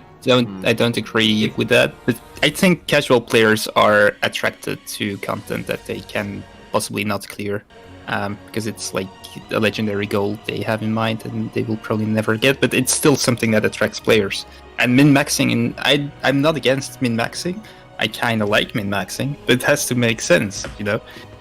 If you min-max a game that's already super easy, then it's a bit stupid. But if it's necessary to beat the content, then it's kind of nice to have min-maxing. So min-maxing itself is not a bad thing. It's just... exactly. And here's the thing, guys. Like, min-maxing is going to be so much worse if we have the 2.43 values, because everyone's been playing that on private servers. Yeah, everyone's been doing that. Also, if we have the original values, Cargos, from 2.1 in the original gear, it's been so long since anyone's experienced that, right? It's been so fucking long. So all this stuff is going to have to evolve as we're playing it. Before my RAM clears in my mind again. So, like, min-maxing feels really bad when it's almost pointless to min-max, right? Like, when people are min-maxing and the content's brain dead easy, then people are like, what are you doing, you sweaty fucking gremlin? Like, but if everything was buffed to the point where, you know, throwing stuff into spreadsheets and passing it around, like, kind of didn't seem as cringe to some people. They'd be like, more of a yo, necessity, like, the boss that's isn't actually falling cool. down. Then like, it's that genius found something. That's nice, man. Yeah, right. And here's the thing too. So when I think to myself, who is going to get upset by TBC being buffed? And I think to myself, I think that a lot of people might be out there saying, I'm just scared of Blizzard touching the game because it's Activision in 2020, and like you just never know what could happen. This is my vision for it, right? There's a slider, just like graphics. You know, you slide it up to terrain ultra. You know, I've been doing a lot of that recently, so I know about those sliders. Or, you know, terrain all the way down to low, so there's no foliage. Like, they would just slide it up a little bit, you know, just slide it up. I don't like that. I'm sorry. The difficulty. No, we wouldn't slide it. Blizzard would. Is all I'm saying. Like, it's. I thought you meant we would choose, like, normal, heroic, mythic. Okay. I'm saying it's so Blizzard wouldn't really be able to scuff it, right? Because it'd just be the exact same game, but they just moved the slider up, like how much? 20%, 30%, something like that. So then, you know, so Blizzard would just say, like, look, we didn't actually go in there and, you know, tweak it that much. You know, it's just a little bit buffed. I don't know. What I'm saying, though, Carter, is I don't think we would necessarily need that at all if they would first let us try a lot of the stuff. What it was pre-nerf, right? Mm-hmm. Yeah. Like, so pre-nerf with 2.1 values, with 2.1 gearing, I don't even think there would be a need to buff the guys. Speaking of pre-nerf, do you think it's still possible we get pre-nerf Katoon? No. I heard Melbourne say that. Yeah, what did Melbourne that said like the values kind of match the unkillable, quote unquote, unkillable numbers that Ian Hazacostas said way back then, but then again, way back then he didn't know about fucking sapper charges and shit like that. Yeah. So, and here's the thing too, like pre-nerf Cthulhu, the tentacles spawned inside of his stomach, right? So, like that right there makes it so much harder because, like, you know, you have so much going on. So, like, okay, we'll talk about Cthulhu now because I know we want to talk about AQ40. We've been practicing. Mike L's been practicing AQ40 on a PTR on a private server, and we've been actually, like, you know, for me, it was a lot easier than I thought it was going to be. But we've been doing it with full world buffs, right? So that's one thing. A little caveat. Yeah, sure. You know what I mean? And we're going to start practicing without world buffs next week. Like Twin Emps was much easier than I thought, but Cthulhu itself. Cthulhu, I think the hardest part is phase 1, like learning how to get it, how to walk in the room, how to get positioned. After the I-beam phase and when he comes up, I feel like the fight turns into less about mechanics and one person fucking up and more into DPS needing to go fucking apeshit to kill all the tentacles and claws and everything like that, right? Yeah, of course, yeah. So if the claws and tentacles are spawning inside of his stomach, it makes it a little bit harder because you only have a certain amount of people who can go into his belly at once. Yeah. And are those people, if they can push the DPS to kill those claws, you know, before that a healer needs to come in there and top them off, whatever. But the problem is you don't want to push that too quick. If you push that phase too quick and he goes into his invulnerability while there's still eye stalks and claws up above, you know, on the main floor, then you won't be able to push him in that vulnerability phase. But I think it's doable. I think, you know, a lot of people would actually be able to do pre-nerf Cthulhu. I would love to see it if they did it, like, maybe for the first week, pre-nerf Cthulhu, like, you know, week 1, something like that. But the thing is, you know, the question is what Meldoron was saying about the values and stuff like that. I think the health-wise and things like that are similar to where we were, what we're thinking was. But the problem is that if the mechanics are different, right? The mechanics are the main part that makes pre-nerf Cthulhu harder.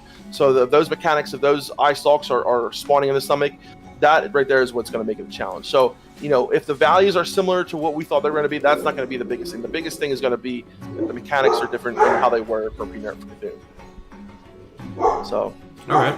I don't know. What do you guys think about that? Do you think it's something we should try? Like, I would love to try it at least. Would be cool. Yeah, Would be cool to try it.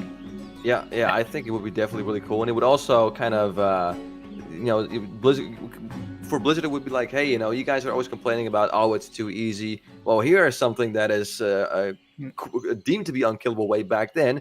Go ahead, try it. So all the people that are complaining, like, oh, these damages will way too easy, blah blah blah. You can basically kind of shut them up and say, well, here you go. This is what you wanted. There you go. Try it out. It would be kind of nice in a nostalgic way as well, since Kitsune wasn't killed for so long. If this Kitsune version wouldn't be killed for 2 weeks, that would still feel that would. I mean, that would be a long time, right? That would be awesome indeed. I don't think that, you know. I think that would be awesome. And, you know, if someone said, didn't Ian has calculated it was impossible to kill pre-nerf Cthulhu? I think if Ian, listen, I don't believe that. I think it's possible nowadays. I'm sorry if, you know, Ian, like, whatever. It is definitely going to be possible nowadays for people to kill pre-nerf Cthulhu. You know, it was apparently impossible to do 5 priest Hakar. Look how fucking easy that was. You know what I mean? I don't know if anyone said it was impossible, but the issue with pre-nerf Cthulhu wasn't that there was a bug that or whatever, like Kalthos was, that was like unkillable. Yeah. The issue was that, you know, could you do enough damage? Could you do you know, with people min-maxing the way they do nowadays, with people bringing in fucking, like you said, you know, Hamster, having you know, a bunch of like fucking sappers and shit like that. I think it can definitely be done. Yeah, I mean, Nefarious, what was that, like, the fastest kill in Nefarious? Some warrior did, like, what, 3.2k DPS or some crazy stuff like that? Yeah, Like, dude. did anyone yeah. ever do 3.2k DPS in vanilla WoW? Never. Dude, and the thing was, like, it was saying, like, I read something, it was like during this phase, people would have to do, like, 200 DPS or something. Like, it was something small that, like, only, if you had 20 DPS, whatever, each of them would only have to do 250 DPS for a minute. Yeah. So, and like those values back then were like, oh my god, if every person had to do 250 DPS for that minute, like that is it. Like you can have fucking 5 people do that nowadays. Like, you know, five of those warriors or whatever. Like absolutely. It's insane how different the amount of DPS that people can do nowadays to back then. That's you know what I mean. Like that's I'm sorry. It would be absolutely possible for people to do. I forget exactly what the values I was looking at, but it was laughable, dude. It was fucking now I want to see pre-nerf Cthulhu and a guild killing it with nothing but meme specs. Now I want to see that. That would be amazing. Come meme on. Specs, no world buffs. No world buffs. Yeah, Boomkins, red pallies, just all that elemental shamans and shit like that. Yeah, go ahead, kill it. That I would love that if we were able to do that. Oh my god. So like, and then it poses the question though. It's like, are we being selfish wanting this? Like, and I think it's because like, obviously it's classic WoW. There's one value. You know what I mean? There's one value. There's one raid. There's no mythic, heroic, you know, whatever. But I think it would be so much cooler to have, you know, back in the day, what made classic so awesome was that only a small amount of people killed Cthulhu, did kill KT in Nax.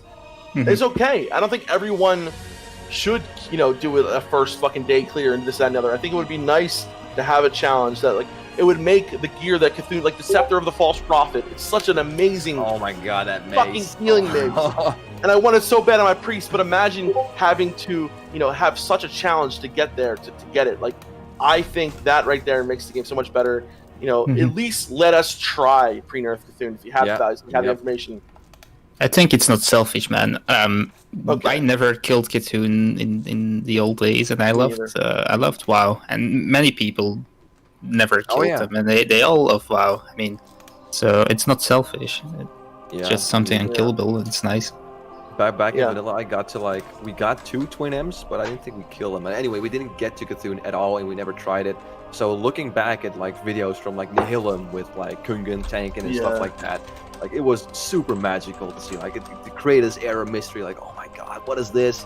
And then you see the eye, and then the eye vanishes. Like, oh, is this it? And then this giant tentacle monster comes out. It's like, what is this hentai shit? So I know. Dude, the thing about Cthulhu is like that was. There was no boss anything like it. Yes, exactly. Yeah, nothing even came close to it, dude. And that's one of the things that I love so much about it is it's a change in pace. It's basically saying, okay, guys, like things are now changing big time. Like things are going to become not like just fucking daisies and roses. Not you can't just like, you know, fucking whatever. Back then, at least, you know what I mean. Nowadays, it's a lot, not as much, but. Back then, you know, Cthulhu was it's where the boys and girls, it's where the men and whatever, you know the fucking saying. It's where the boys turn into men. Yeah. They separated the men and the boys. Exactly. So I'm really excited for it. Yeah. I think I'm just gonna play hardcore forever, dude. I just love it, bro. Fucking, I just feel so good, man. I feel revitalized. I feel like it dodges so many issues. I see a lot of people wanting to talk about certain issues in the game, you know, different opinions on X, Y, or Z. I don't know if you feel it though, but like when you're just playing hardcore and chilling, you're leveling up, you're fighting the environment, you got your boys there, you have your guild, like it's right as rain. It's just peak WoW for me, man, and I just love it. I definitely think you could expand that to some degree to rating. Maybe like one death elite is a little extreme, but you could have a cost like Kungan or who was it? Yeah, Kungan was doing it, the Green Army, right? Mm-hmm. Yeah, you could have something like that, like make it hardcore too, where you can only have like no world buffs, no food buffs, no nothing, and just regular standard green gear or whatever, and just You do can only that use that the way. gear that you get in the raid. Like if it's a piece of gear drops, you can use it, Yeah, but sure. only for that raid or something like that. Yeah. Yeah, so you have like as a shaman, you basically you can't use like, or you can use the full Earth Fury though. That's pretty powerful. But let's say you're I don't know, a druid and you get the Cenarian belt and the bracers. You're like, well, that's like 6 damage and healing. That's pretty crap, but that's all you can use. So it adds a little bit extra difficulty. So I would definitely watch that. Oh yeah. See, the cargoes. I like the thing is for me, like I love fucking hardcore so much. You know what I mean? It's so awesome. I love like, but for me, it doesn't quell all the things that I have for WoW. Love for WoW. I need like, especially as a healer, You right? need someone like you, DevCamp or Hamster, who's passionate, Yeah. because I'm passionate about leveling, right? So like my embodification of this type of challenge, which is honestly just so fun, I'm so passionate about, is like hardcore type of stuff, right? You guys would have an amazing vision on how to turn that into a reality, right? And create a similar type of thing that brings everyone together and all that for rating. You know, like I agree with you 100%. Not like, a bad idea. Yeah. You just gotta think of what that is and have it not be too obtrusive for people. People get into it. You know, I don't know. Yeah. That's The problem is you have to get 40 people with exactly the same mindset, which is kind of hard. That's the problem. Yeah, like you have to like. It's hard. It's kind of like it's a logistical nightmare because you have to make sure no one's cheating, basically. So you have to inspect 40 people and before you start and make sure that no takes the one's fun out like, of it. Yeah, and I know some dude is probably gonna be tempted to kind of like, oh, no one's watching. Okay, let me pop a mana potion real quick. Like, you gotta monitor all that shit. I'm not saying it's impossible. I'm saying it might be tough. But then again, someone might look at that and go, you know what? There's a few hurdles we have to overcome, but I can maybe do this or that or such and such. So. Yeah, that's true. I mean, maybe we could like create a weak aura or an add-on that like tracks it all or something like that. Yeah, exactly. You can see like consumables popping or something like that. It's definitely possible. I'd love to see that though, and I think some people, I definitely think that there are guilds out there that are right now are either semi-hardcore or hardcore that are just rolling through Black Malaria no problem. They're clearing it within an hour, and then you introduce this whole idea of like, hey, you want to actually have a challenge in Black Malaria? You want to do something different? Well, we have this kind of cool mode where you only can wear this gear, no consumables, no world buffs. So you know, you opens up a new meta for it. Yeah, it's nice to open up new metas, right? That's one thing. So people like to sink their teeth into like unexplored territory and figure out the problem. So any way you can create that effect, you know, would be and if you play hardcore, you can just do it with your ult. You know, if you have like a level 54 shaman or something, you can be like, hey, I can use that character to do it. It's not my main, so I'm not losing out on any crazy sweaty neckbeard stuff I want to do with my main. But I can use an ult, and I can still have that fun challenge, and you know, I'd like to see it. I'd love to see it. I think too. I think it's something that we could definitely work into. I wanted to just change if you guys have anything else, because I know this was in the the title and everything, and we really haven't talked too much about it. But recently, I have watched a video. A lot of people have watched a video about a new game, that was coming out 2 years from now, right? Called Ashes of Creation. Let me just say that I watched the video on stream. I think it looks like it could be absolutely amazing. I'm a little worried that they're kind of trying to do so much that they might not be able to deliver on it. However, I think the ideas that they have, I think the direction that they're going, the systems, the node systems, the crafting. I love the profession. I love the class system. How you kind of can make a cleric, and then at a certain level, you can mix that cleric with a different. I love how the class works and all that. It looks amazing. I think it could be the next best MMO. Do you? However, we've got a long way to go. Well, let's look at a few minutes of this, right? I have it up right now playing, right? So.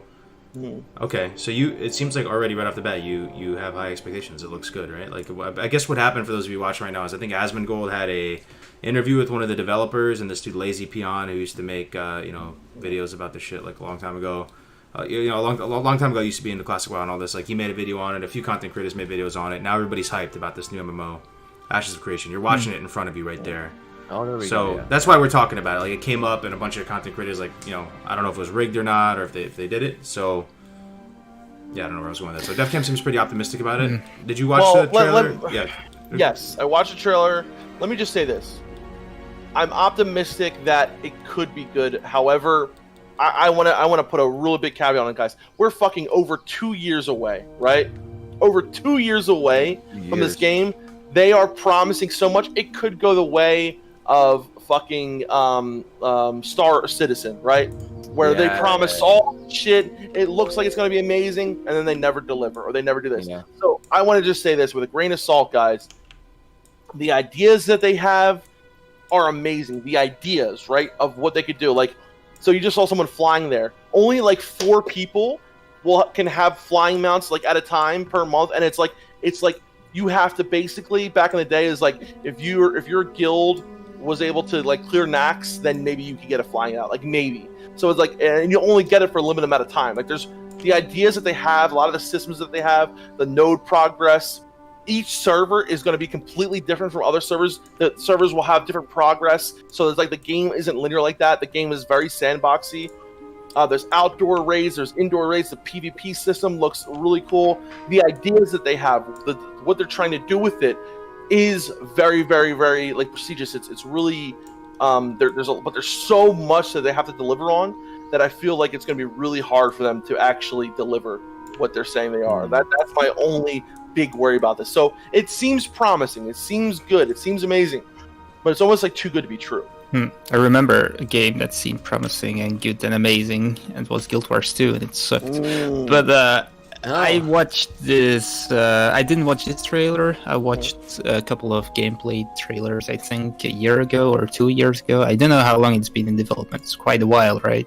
I don't know, man. I can't be hyped for MMOs anymore since Guild Wars 2. I was super hyped, like over the top hyped, and it wasn't what I expected. This is how my goldfish ass mind works, bro. I go through and I just like pause at certain areas and I just think to myself, does this shit look fire? Like, does it look cool to me? Like, it can look cool. I mean, like, so Guild Wars 2 looked amazing. Does this look good to you? Like, I'm actually curious. Like, there's some shots where I see some of the more cinematic shots where they're showing a city where it looks cool. Yeah.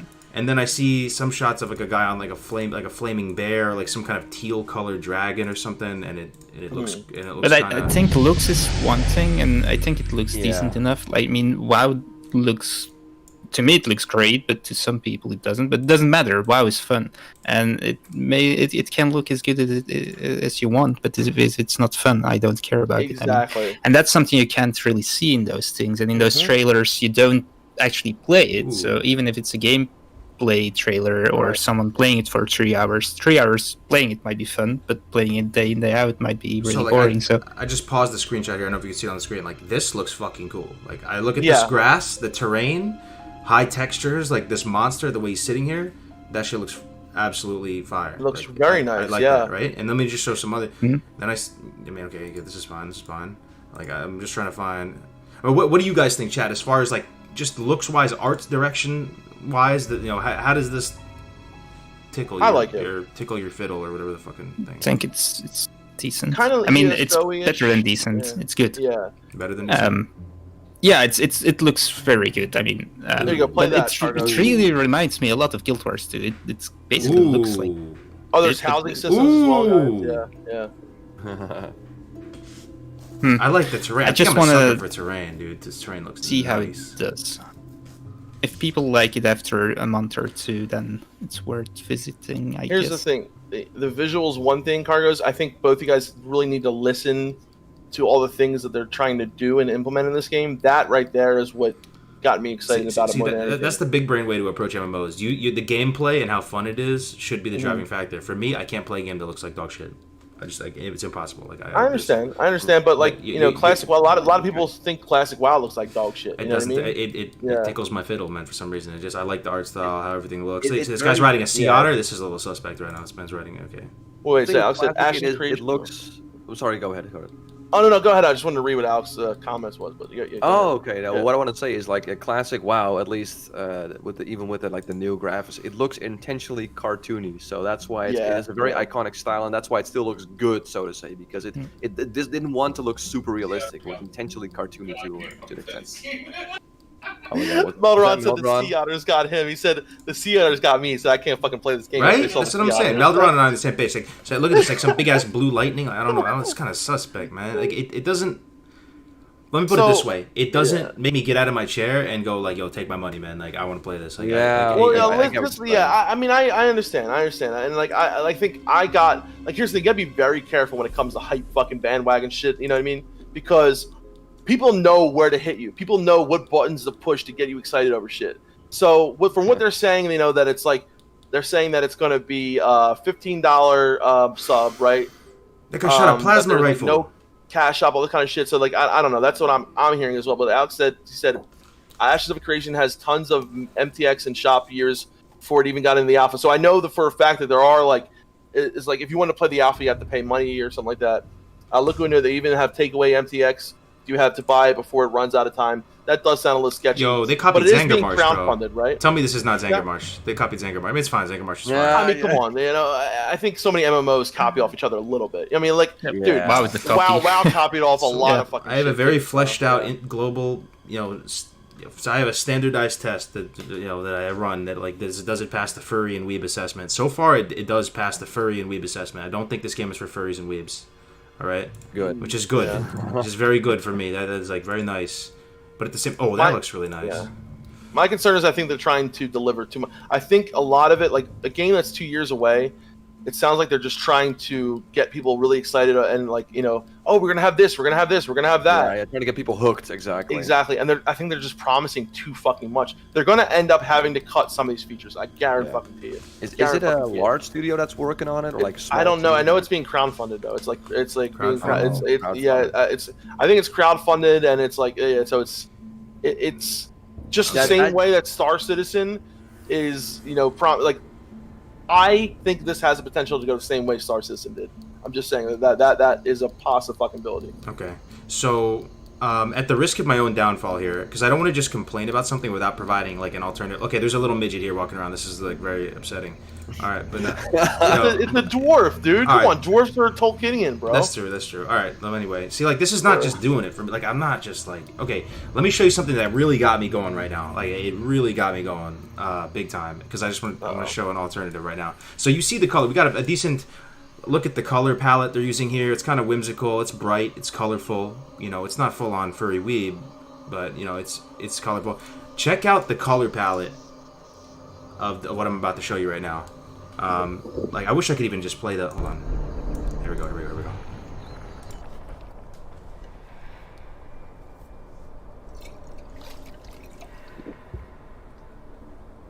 The dream continues to. I think we all know what this is, right? It always starts with a journey. I mean, I'll just play to a distant land. There, I find a city in flames. Streets choked with corpses. Unthinkable destruction. I witnessed. Oh my god! For a second, I thought it was a movie. Against because of the antlers. Pure hatred. Pure hatred. Yeah, I get what you're saying. It's a lot more gloomy and dark. Ooh, take my money, man! Like, I'm actually really worried about this game, though, guys. They burn my eyes. What game? I've never seen this before. Diablo 4, bro. Oh, Diablo 4. I awaken in terror. Let alone the cinematic. This is gameplay. Against them. Yeah. Okay, I'll pause it now. You get the picture, but let me pause it right here. If you look at the color palette, it's way darker. It's redder. Yeah. It's richer. It's fucking edgy. It's got just destroyed trees. People getting their spine ripped out. Like it just looks so cool to me, man. And this is the type of thing that I saw at BlizzCon, and I was oh man, it made me think that Blizzard has a separate department of people that are still Cargos. You're okay. Listen, man. Here we go. You're judging a book by its cover. Okay? That's all I do in life, bro. I'm a sucker for art assets. I understand, but dude, okay, the game does look beautiful. It does look dark. When I got to play the demo at BlizzCon, right? Mm-hmm. It felt a lot like Diablo 3 when I played it. Yeah, a lot like Diablo 3. And I know we're still very far away from it coming out. But you gotta remember, this game is being designed by fucking Blizzard. Activision Blizzard. Okay? That's all I gotta say. I mean, that's all I gotta say. True, but just look at the art style, man. You might be right with the gameplay. At Warcraft 3 Reforged, bro. But that art style looks like Heroes of the Storm. There's something about Diablo. Like, just say, if you were to ignore... I wish it wasn't even made by Activision Blizzard. I wish somebody else made it. But when I just look at the art style, it calls to me. It makes my heart yearn for that in my life, bro. Like, it looks so fire. Like, this does not look hot fire. Tell me this looks hot fire. Anybody in the chat think this looks like hot fire? I think so, actually. It looks pretty good. But what I think an MMO needs is different color palettes. You have to have the bright ones, like the green ones, the white ones with the snow, and then the dark ones. And if you have a good combination of things, then I like the world, and I like going from one zone to another, and it's an entire new adventure if you enter a new zone.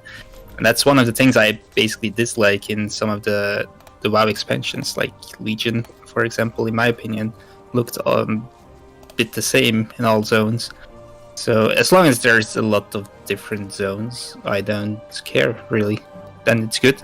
Yeah. And Diablo is all dark, but Diablo is not really my type of game, and I think it looks neat, it looks good, and it looks fantastic and all that stuff, but it's not an MMO. Yeah, it's not an MMO. Yeah. You're absolutely right. This is the only thing I like. It's almost like me venting, honestly, bro, because I just wish more games were like this. And French Tech is in the right. You know, you guys are balancing me out here. I'm a little bit of an extremist, right? Like saying that not all of us like dark high fantasy. That's partially why I'm so into WoW again right now, because I was able to kind of make the game look a little darker with my own UI. But there are some of us out here who wish games were kind of savage like this, bro. Like, this is the opposite of all the woke games you see. Like, motherfucker, spines getting ripped out. Like, this is, I don't know, man. Just I hope. What did you think about the Heart of the Swarm 3 trailer skin. from StarCraft 2? Because I thought that was still one of the best damn trailers to have. Oh my god, it was amazing. it's Yeah. a good one. Because it was also very dark and very intense and explosions and shit. Like, what do you think about that, Cargos? Like, did you get hyped for that? I have to go back and watch it again. I love the logo. Look at the logo, man. What does the Ashes Creation logo look like? I'm about to look at it right now.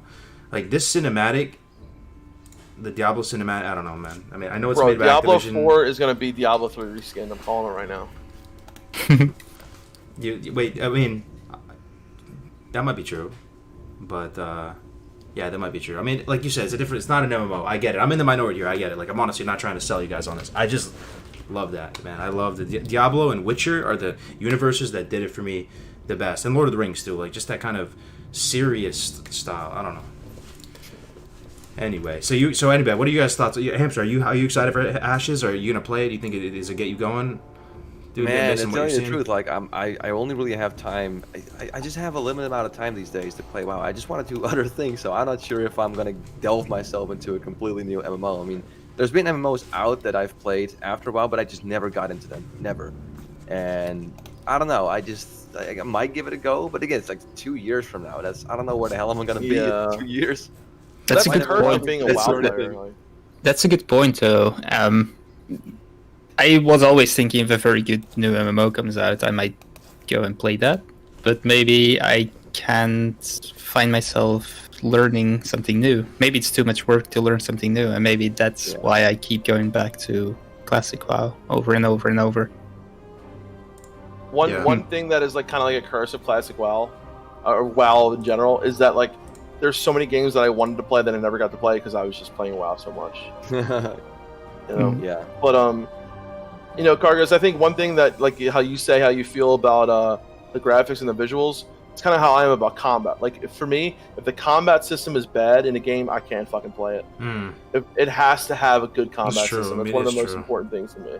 Yeah, like Diablo could look the best fucking game in the world, but if the combat system sucks, I can't play it. It's more. I mean, it makes sense. The way you're explaining it, like games, it makes sense. Even I did an MMO podcast with North, by the way, for like a couple. We did a bunch of episodes, and like they had the same thing. They were saying the same things you guys. Like their mind starts with the gameplay. Is it fun? Is it balanced? All this, you know. Like my mind starts with the art, man. Like if it meets if it matches that, then I continue to step 2 and like see if I can play this game, you know.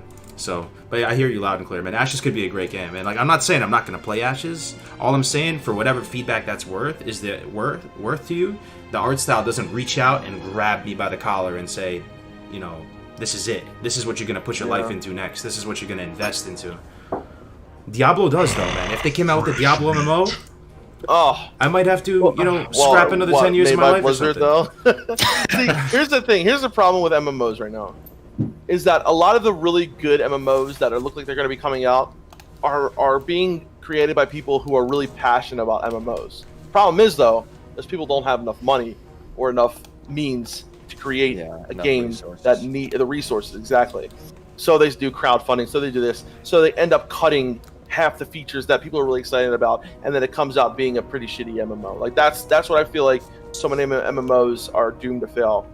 And a lot of the big companies right now just aren't willing to put that much, because it takes a lot of time and resources and a fuckload of money to make an MMO. Yeah, it's a huge investment to them, so it's not that. And If you describe, Yeah. sorry, go on. Now, the last thing I wanted to say is that they're just looking at what is trending right now. So, like, for instance, Battle Royale games, they're just like, oh, that's trending right now, we're going to put money into that. And an MMO might not be as popular as it was in, let's say, the mid-2000s or, like, the late 2000s. So that's another thing you have to keep in mind. It's a huge investment, and that whatever company or the investors, they're just following the trends. Like, this is popular, it's a safer bet we put money into this rather than try and take a huge risk with a new MMO. Yeah, if you describe it like that, then maybe Ashes of Creation has a good shot of being decent, right? Because it's crowdfunded and they take a lot of time to create it.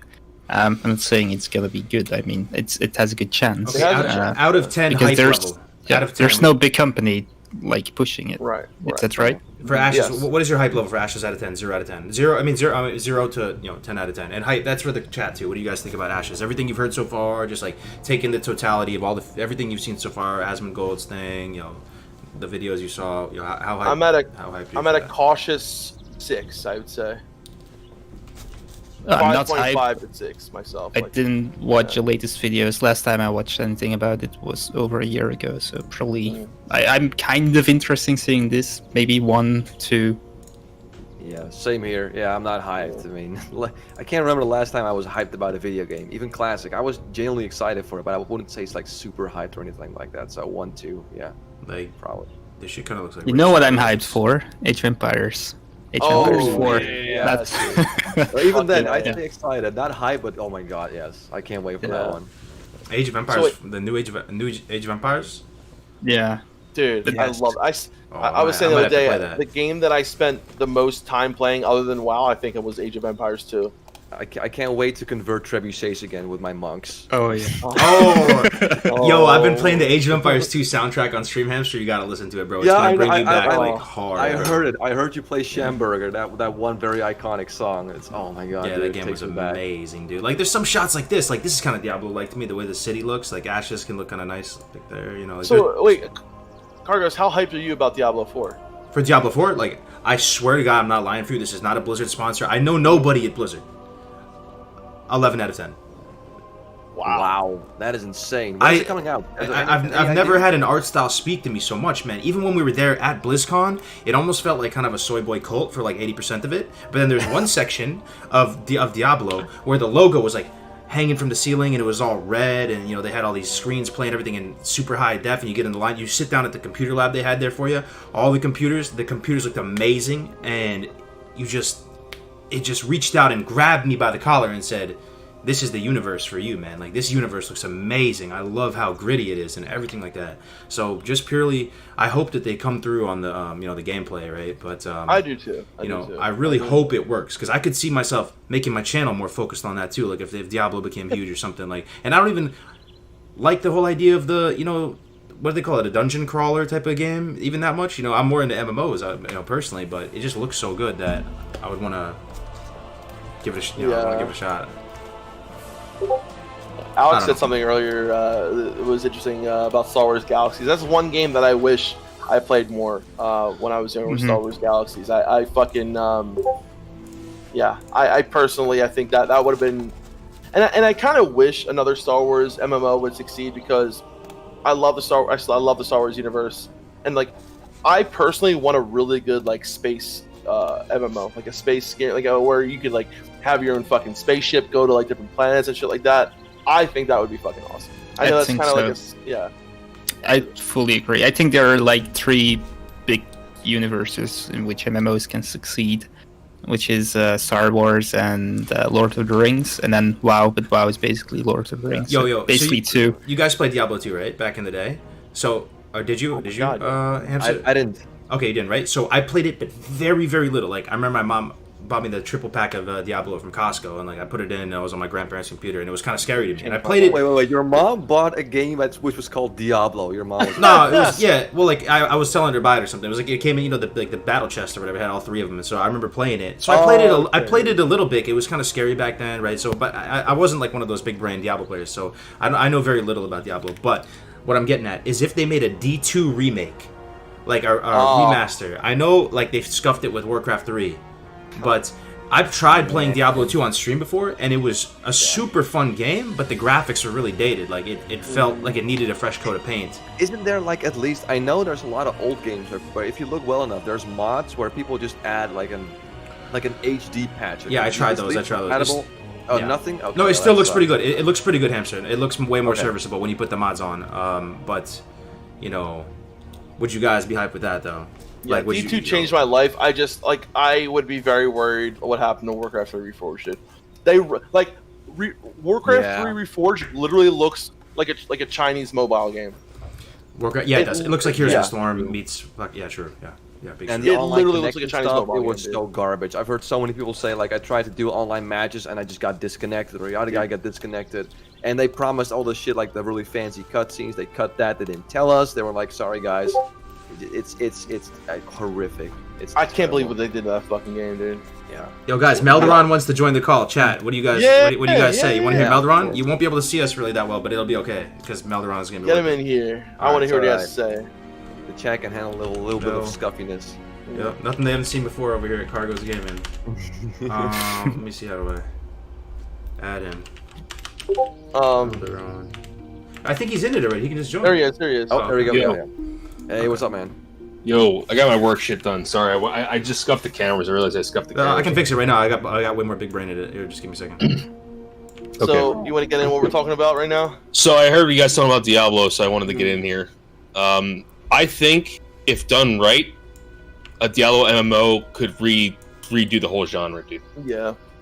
I think that's the play. If I ever, I'll say this right now to the chat. If I ever had money to the point where I can start my own game studio, I would design an MMO revolved around a dark theme like Diablo. Melderon, I love you, bro. Did I ever tell you that, dude? Oh my god, Melderon. I'll join the team, man. Damn. Well, okay, here's the thing, though. Like, haven't so many people from Diablo 1 and Diablo 2, aren't they gone? Like, isn't the guy who made the music too gone? Like so many people. Blizzard North left because of issues with.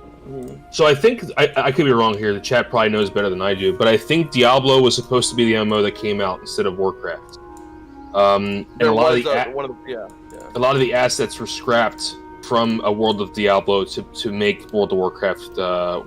I could be mistaken, but when you look at all we talked about this before. I think I always want to make a video about this. You guys realize how much was taken from Diablo 2 and Diablo 1 in Warcraft? Yes. Like outside of the hero, so there was as you know in Warcraft 3 you have a hero, right, that levels up with you as you go on. So outside of that structure, which was taken directly into World of Warcraft, everything else was basically from Diablo. Talent system, gearing. Yeah. I mean, Diablo 2 changed my life. It was one of those games that for me I played a lot of, and I think Diablo 2, like towards the later packs and stuff like that, they were going the route. It looked like it was going towards an MMO. Like it was like the next logical step for Diablo 2. I feel like then they end up doing WoW, but a Diablo MMO just makes sense so many different ways. I don't know. I mean, I know a lot of us think of like the WoW way with factions, Alliance with Horde, this, that, and other, but a Diablo MMO, I think would literally be probably one of the best games I've ever played. Absolutely. I am just 100% worried that Blizzard could not deliver on what just look at these trailers. Imagine your character looked like that, man, and imagine it was super dark and scary, like really dark and a nice music, and you're walking through like the dungeons actually felt like.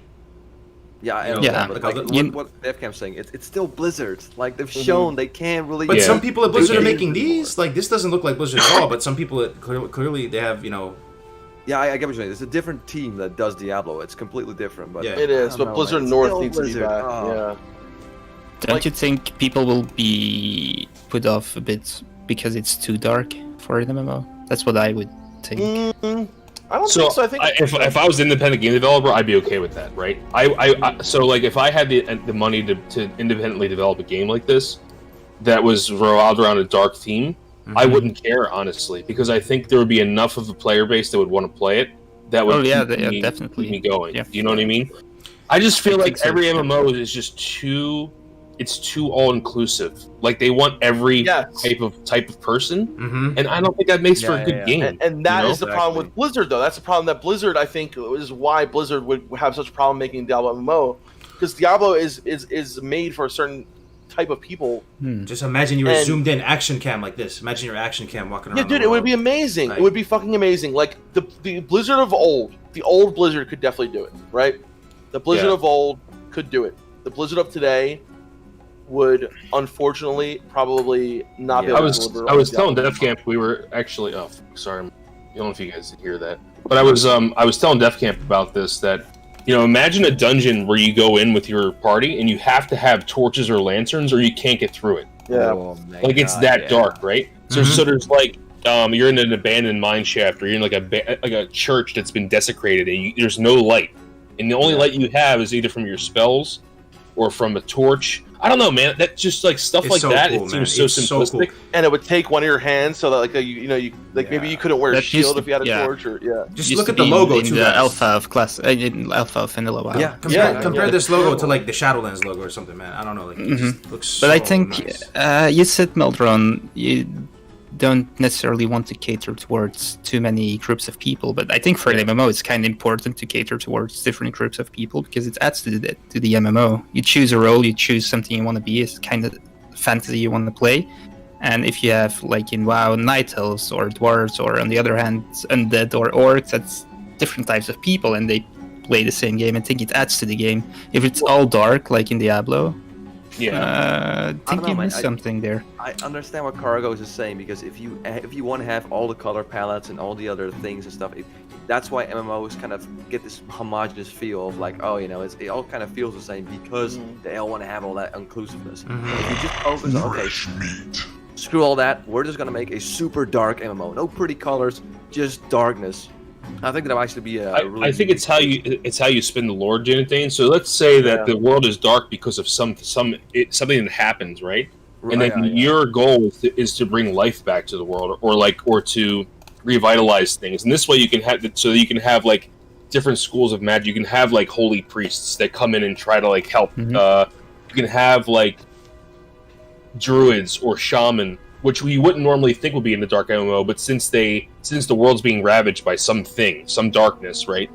You can actually, and as the game progresses, you revitalize the world in certain aspects. Then you have different types of regions again. Then you go back to the lushy forest and stuff in the end game, right? And that's fine. A dark, mature world that kills off characters and keeps them fucking dead, bro. Keep them dead. I want some tragedy. Have a hardcore version. You could have I think the MMO with a hardcore version too. Like, here's the thing, right? We're talking about bringing different like people together.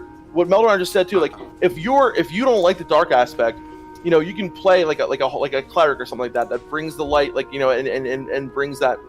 Have a hardcore feature. Have this. You can have a level of exclusivity with a game like a Diablo MMO without pandering to people. Oh, I like fucking battle. You know how they always bring back new characters. Like they'll kill off a lore character and then they revive them over and over again. Like all that. Like I want that dark, unapologetic world that doesn't give a fuck. Like the story is going, and you're just a small piece of it.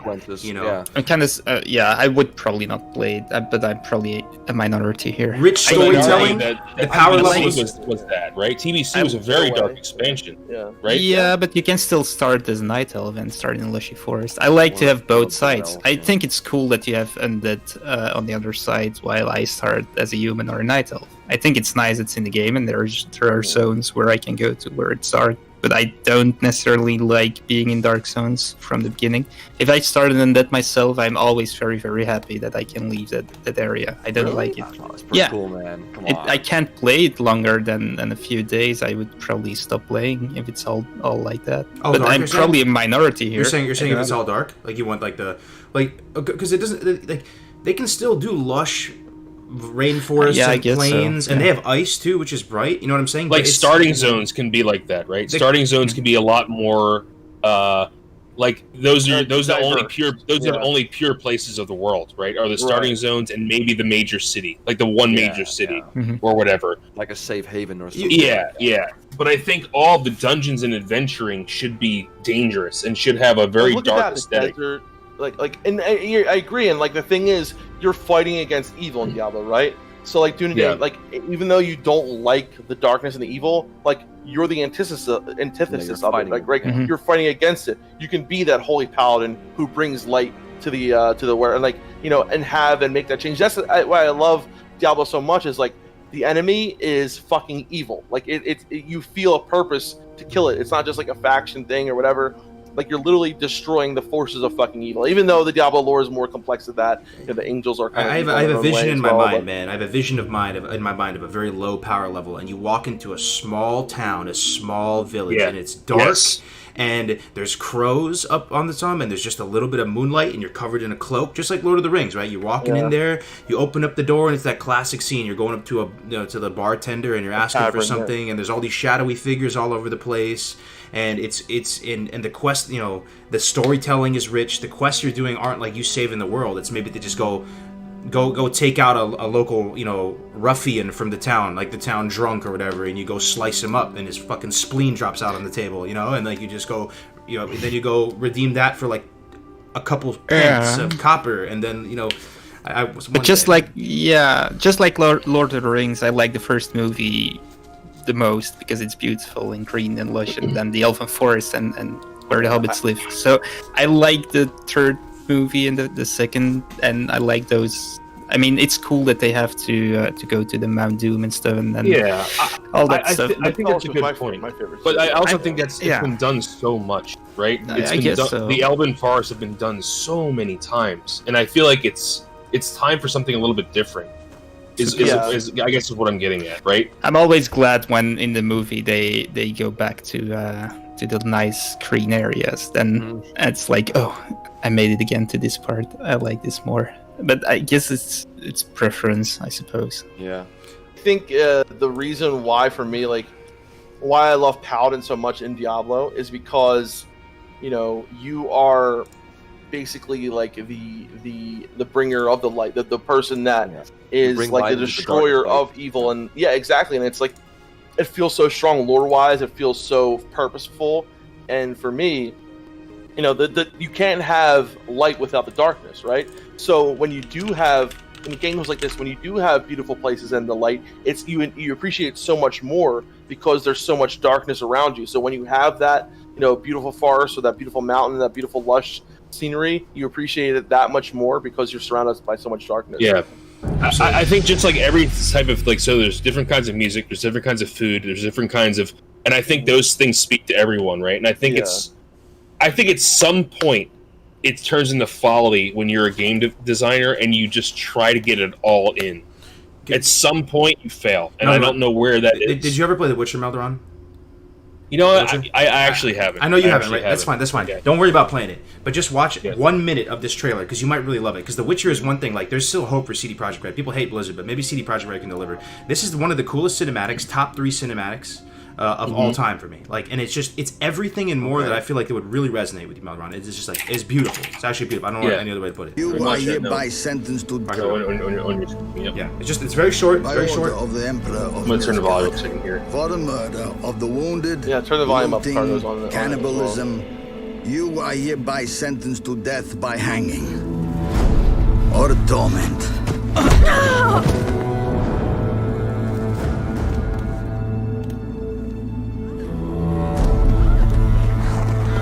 The 2 horsemen, hoods on. Take the reward and let's go. Help me! Knew you witches wouldn't scorn imperial gold. Tough hunt. Tougher than yours, that's certain. Evil is evil. Lesser, greater, middling, makes no difference. Come fit me. Bring her down. Do it my way. You like that, you bitch? Get the hammer. Kick her teeth in. The degree is arbitrary, the definition's blurred. If I'm to choose between one evil and another, I'd rather not choose at all. Just make it quick, Geralt. What the?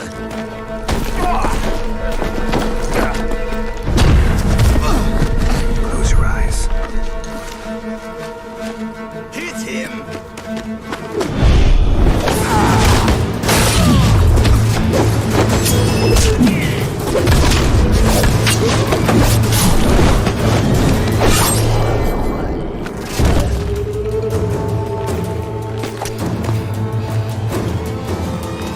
What are you doing?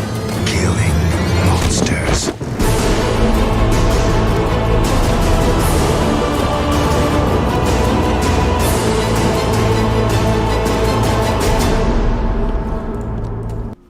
There's another one as well, so I know you're still watching. So if they made an MMO that was built in a world like this, I would download it like today. I would buy it today. Right? So, Like, yeah.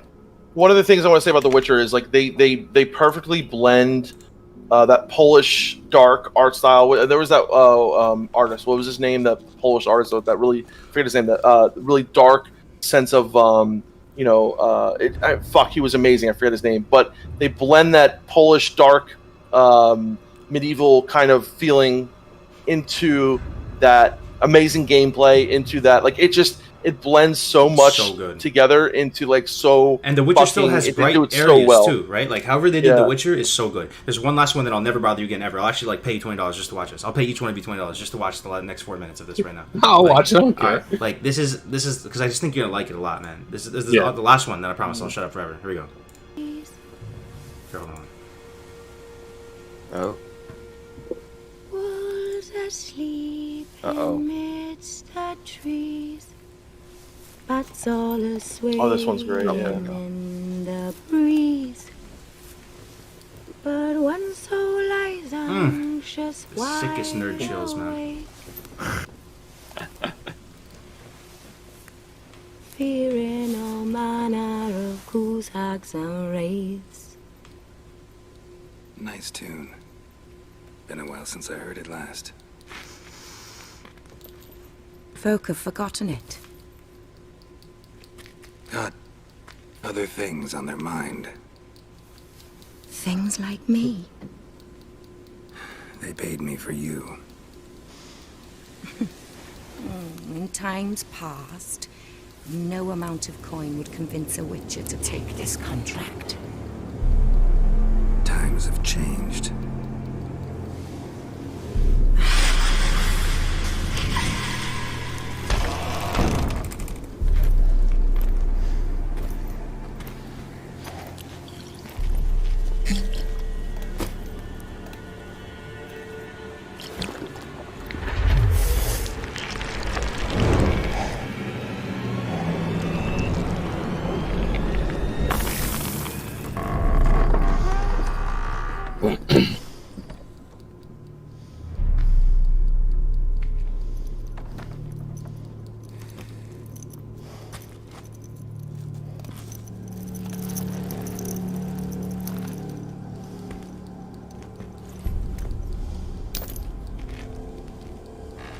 Dude, Dan looks like he's on the shit himself.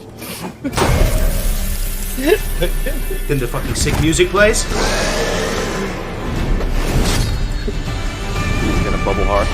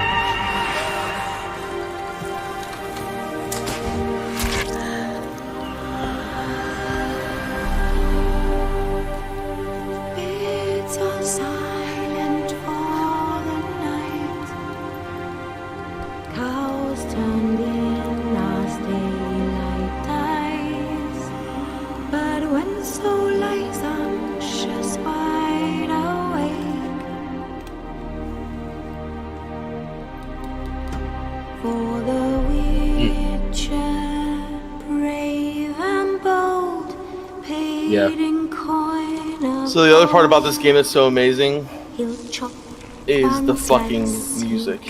Yeah. So this is what I'm getting at, right? Like in a world like this, I'm not saying exactly like The Witcher, right? But a world where there's obviously this darkness that's pervading the world, and it's just, I don't know, man. Like I would play this game instantly if there was an MMO like this.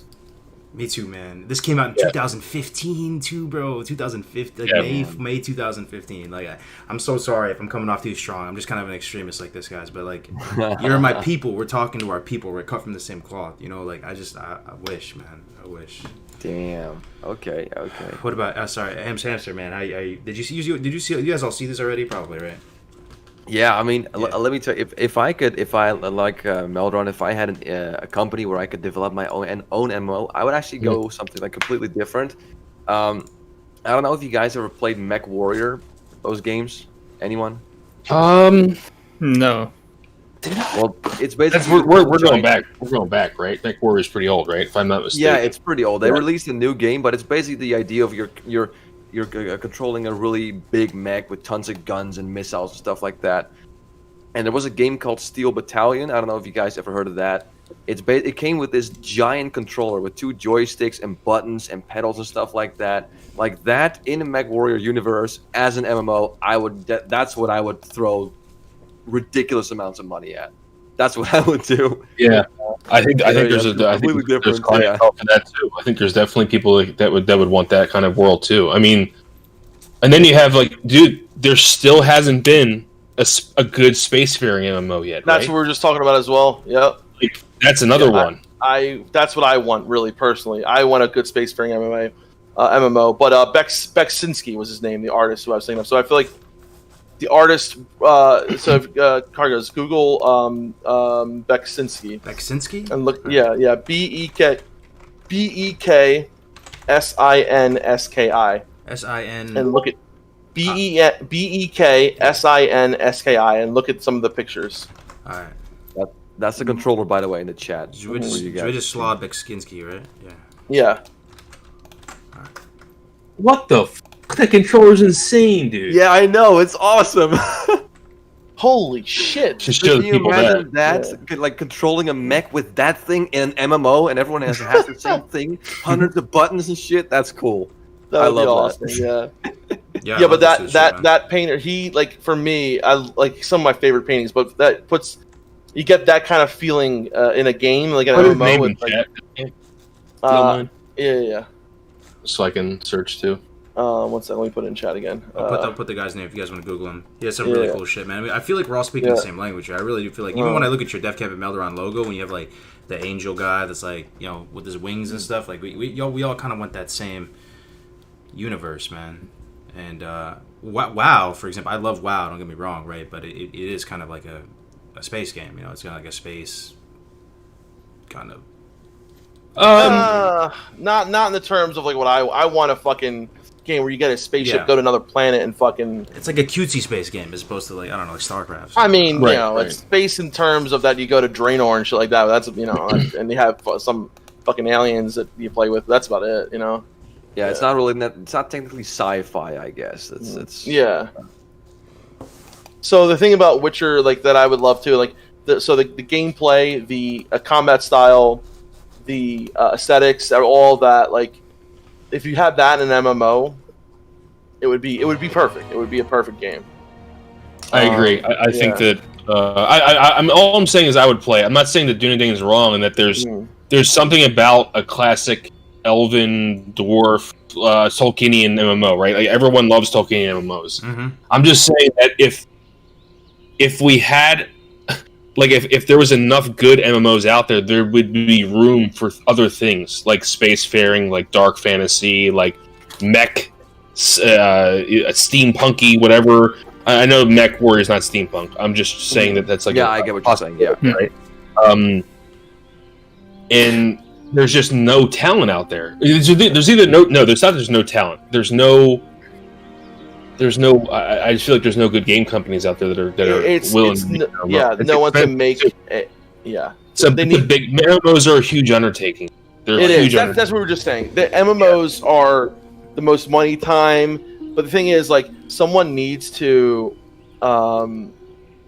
Star Citizen, yeah, that game never came out though. Like someone really needs to have that image and deliver it. Like the thing about we're looking at Ashes of Creation is they have so many ideas what they want to do, but it's like it's too much. Like there's no way they're going to be able to deliver on all that. And I feel like some people they get the right idea. Like when a game is developed by someone who is a fan of MMOs, yeah, that's great and all, but like a lot of times they don't have the money, they don't have the means. They try to crowdfund and they end up cutting half the fucking ideas that they had. And like Star Citizen, when the fuck is that ever going to come out? I wish like Blizzard had the direction that they had 10 years ago, 15 years ago, with the capabilities that they have today. Right? They have the direction and the capabilities they have today. They could create something truly amazing. And who knows? Maybe I don't know. I wish I hope that Blizzard can someday reclaim that. I hope that they can become the company that we believed in and who they were back in the day. But I just think we can be another company. Someone in chat said something about Game of Thrones and MMO that would be very nice. Yeah, that too. We need something fresh though, man. Like if you look at this, the Ashes of Creation, I don't mean too hard of it. I might play it, you never know. But like, they got the tooltips, the bars at the bottom. Like, I don't know. Isn't it about time that we get something that just shakes the foundations of MMO shit? Like something that's like really, absolutely, whether that's VR or whatever, whatever it might be, just some foundation, radical new way of experiencing something shockingly different and fresh. I might be old school, but I think classic WoW is perfect. So if they just use that system, I'm never gonna be mad. You mean many the combat? The combat. I like it. But many new MMOs or basically new MMOs since Vanilla WoW tried different combat styles, and honestly, I tend to like the old school vanilla combat style the most, with just clicking buttons and targeting by clicking on it. Did you play Guild Wars 2? It's funny because I played it too, and one thing I did like about it is the fact that you could dodge attacks, like melee attacks, by doing some sort of like the right key combination at the right time. I really liked that. There was no like, I'm just gonna take hits because I can't do anything. Maybe I can pop evasion from a rogue, but you can actually, if you're good enough, dodge attacks, and I thought that was really cool. So I like that too. It was for some time. I think they overused it a bit though. You had those world events and all those mobs in open world that you could dodge attacks from, and it got old really quickly, I would say. In PvP, I think it was fun, but not so much in PvE for me personally. These guys go too crazy with the particle effects, man. I feel like I'm watching Fortnite. Look at you just get purple. Yeah, I noticed that at one point. Cargo, that little wall, like somebody built a Fortnite structure right there. You see that? Like, then I didn't know what that white was. Dress, man, what is he doing? Is he building a fucking structure like in Fortnite? I was like, oh my god, I hope not. Rapidly decreasing hype levels. But to come back on the combat thing, they can add little things like dodging, but for me, they don't need to reinvent the wheel, basically. Okay, sure. I would like to see it though. This is what the people want, though, man. They make data-driven decisions. I don't know, man. I don't know. They're not dumb. Data-driven decisions are fucking like data-driven decisions are built to bring in money, and like that's the sad fact is that a lot of people, even though most of us hate, fucking stores and all this kind of shit. That's the data-driven decisions. They know that that'll bring in the money, but it doesn't create a good game. That's the problem. It creates people that who want quick. The sad part is as a fucking species, humans, like you said, Cargos, we do take the easiest, quickest way to fucking things, right? So when people see that there's a cash shop and this, that, I might not do it because of my principles. You might not, but a lot of the majority of people are going to sit there and they're going to buy shit that's going to make their character better, do this, do that, and it's going to end up being a shitty game because of that. But so we have to put some kind of limitation on that. We have to put some kind of the problem is a double-edged sword. The people who have the best intentions when it comes to game creation usually make suboptimal decisions when it comes to making money, and these things never get off the ground. I think that's the problem. Is you have to have on your team a combination of people who are true entrepreneurial spirits and those who are not. And I think if you have a good combination of that, I think you can make it. But the problem is like, you know, if you make the wrong decision, like what was that one, Star Citizen, right? Yeah. Like, if you're not business savvy, and if you don't know how to, you know, I don't know. I just feel like the people who are, like, if the 5 of us decided to make an MMO, I think Cargos has a very good mind for entrepreneurial spirit, right? He has a very good entrepreneurial spirit. I know that I don't, and I think that we'd probably be all right, but I feel like there's that you need. You need that business savvy to kind of move in to navigate this market. Yeah. And it's like, I just think true fans of MMOs will never make it because they just don't know enough about business. I think that's what I'm trying to say. Yeah, it's a long-winded answer. I understand what you're saying, and if you're a team of enthusiasts that wants to build an MMO, and you gotta hire some financial guy, of course that financial guy probably is not gonna be as interested in an MMO. He's just trying to make sure, you know, the expenses are not getting out of hand. So yeah, it's very hard to find that fine line between, you know, passion and creativity, but also keeping your finances. That's well said. It's really hard to balance it out. It's tough really to do hard. it. For whatever it's worth, like, I'm not the guy to talk to when it comes to gameplay, but art style, it is it looks pretty dog shit to me, to be honest. The more I'm looking at it, they have some moments where I see the terrain, and terrain looks really nice, and I'm a sucker for this nice looking water and grass. And I see a motherfucker pulling up in like one of those like Vietnamese ao yais, and he's like running around like shooting like a, you know, some purple particle thing out of his like Fortnite space. Yeah, But they should be careful with these particles. Too many particles that fucks up. Yeah, it fucks up all the good things they did with the world. So and it's also not fun to watch, and you don't know what's going on if everything is flashing.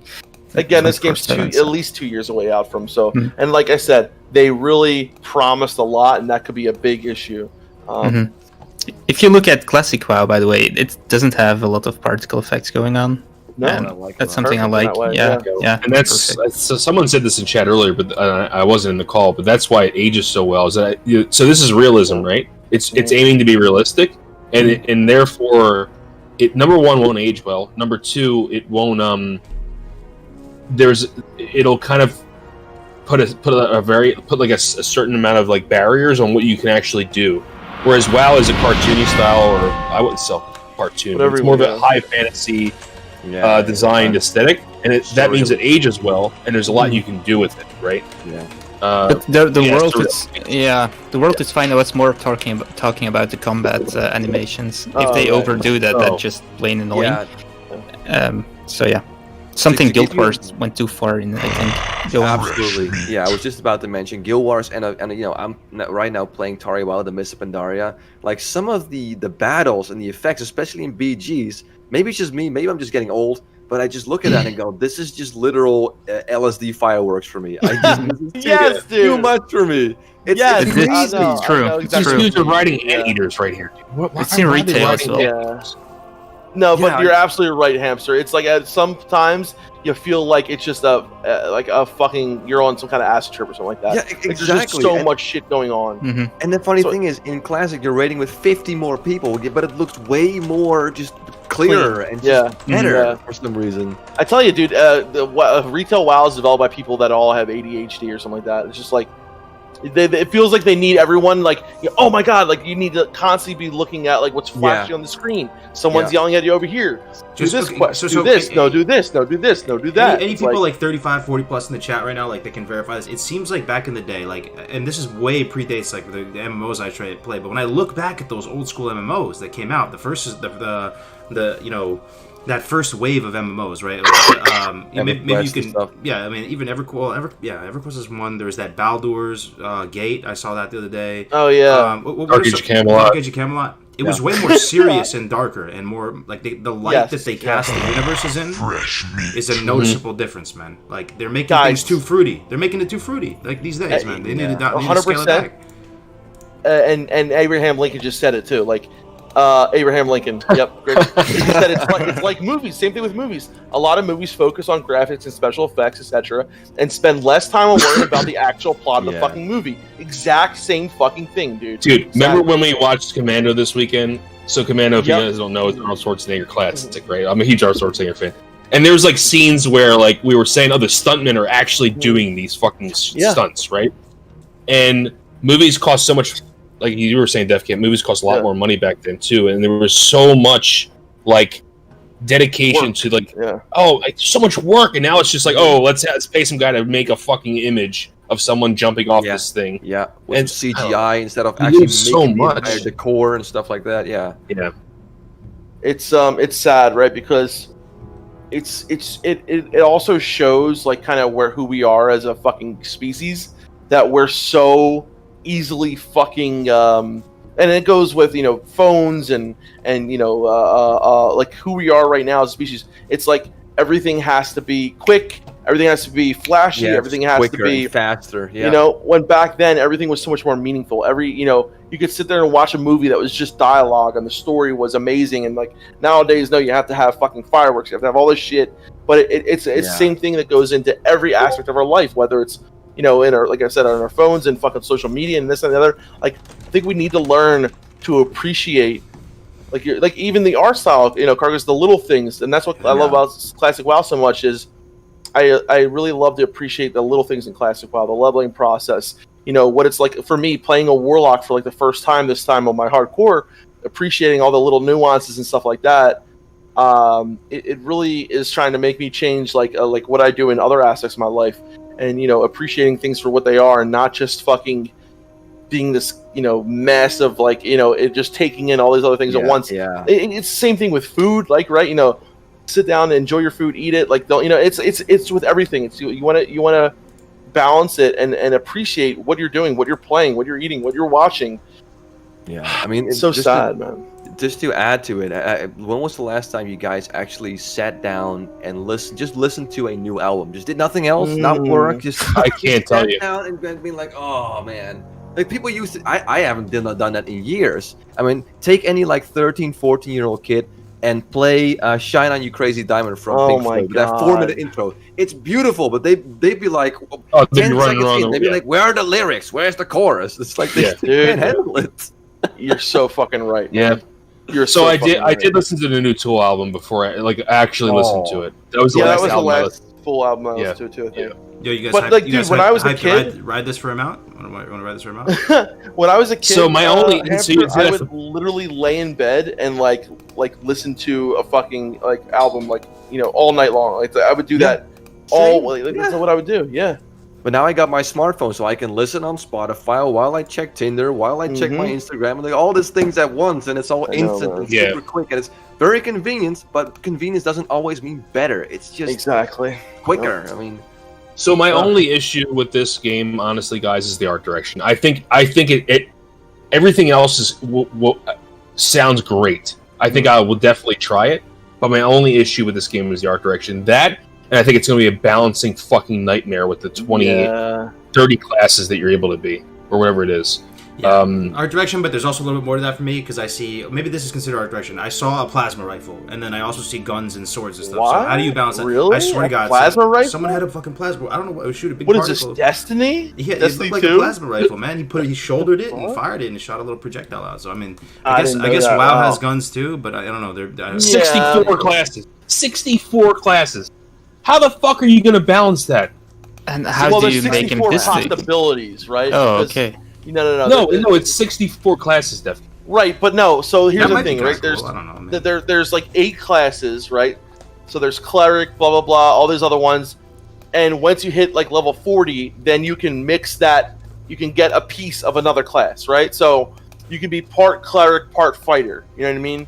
Yeah, so but the order matters. You can be part fighter, part cleric too. That's I understand that, but like there's like 8 base classes, and then there's 64 possibilities of what you can. Yeah, but it still results in 64 classes. I understand, but I just want to give that as a caveat. The meta slaves will cut that down to like 10, right?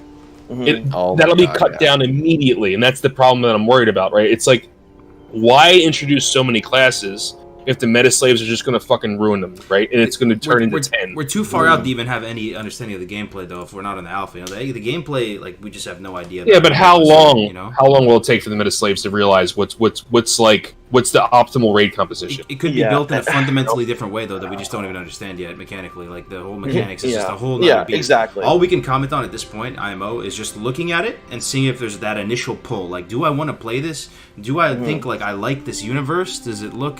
Well, watch the nice, video too, you know, Fargos. Like, listen to the whole thing too. I would say. Yeah, you know? I will. Yeah. Well, I haven't, to be honest, so I should do that. But you're right, because like, here's at the end of the day, guys, we're so far away. Like, if you're hyped about this game, it's fine. Plasma rifle. But I saw it again. Hold on, sorry, my bad. If you're hyped about this game, that's fine. But realistically, dude, like, it's so. Oh, there it is. Yeah, the rifle. It's so far away. It looks like a gun from WoW, kind of. There you go. It's so Plasma far rifle. away. It's so far away, and it's also like they're trying to deliver on so many fucking things that take it all with a grain of fucking salt, guys. Like, they are definitely trying. Oh, okay, I see. Yeah. See, plasma rifle, right? That's a plasma rifle. Someone said there's no gunpowder. I guess, I don't believe there's no gunpowder, but you have plasma rifles. I'll tell you that. It's a rifle. Yeah, with like magic. for me, like Christopher, Like the magic rifle. like forget this game right now. Just bring TBC. Absolutely. That's how I feel. Well, yeah, but let's be honest. TBC, like we talked about this. You guys talked about this in the beginning, right? TBC is going to have the same fate as Classic, right? Well, we hope And not. that's We, true. it's And what's possible going to that's happen? it. What's going to happen after Wrath? What's like we have to have a game that comes out that's going to be good. Like it has to be. No, Ultimately, We need go a good MMO. Cataclysm, and then we go Pandaria. Oh God, no, I don't want to play that. Yo, I want my Warlord. character to look Warlord just Classic. like that, bro. I want that exact kimono, bro. Please, yo. Can I get the collector's edition kimono? Yeah, and then we go back to Classic. No, we'll Let's have not Warlord start with- Classic by then. Oh. Warlord the Classic. Garrisons reimagined. You know what though, guys? Like, is it? I think you're. Whoever said this is right. Like, MMOs are going to have to drastically change for them to like. We're gonna have to either MMOs are going to go the way of the fucking dinosaur, which I hope doesn't happen. I don't think it's going to happen, or they're going to have to drastically take some kind of shift in like, because people have tried to copy the WoW recipe for so long and it hasn't worked. You know, we have had some minor successes. We have games that were fun to play. Like I said, MMOs are so much money, so much time. But If I had $1 for every time I saw the next WoW killer. Oh man, my Jesus God, dude. Christ. Yeah, I know. Yeah. I know, right? So we'll see what happens. Let's wrap up, boys. We've been away for a while. Yeah.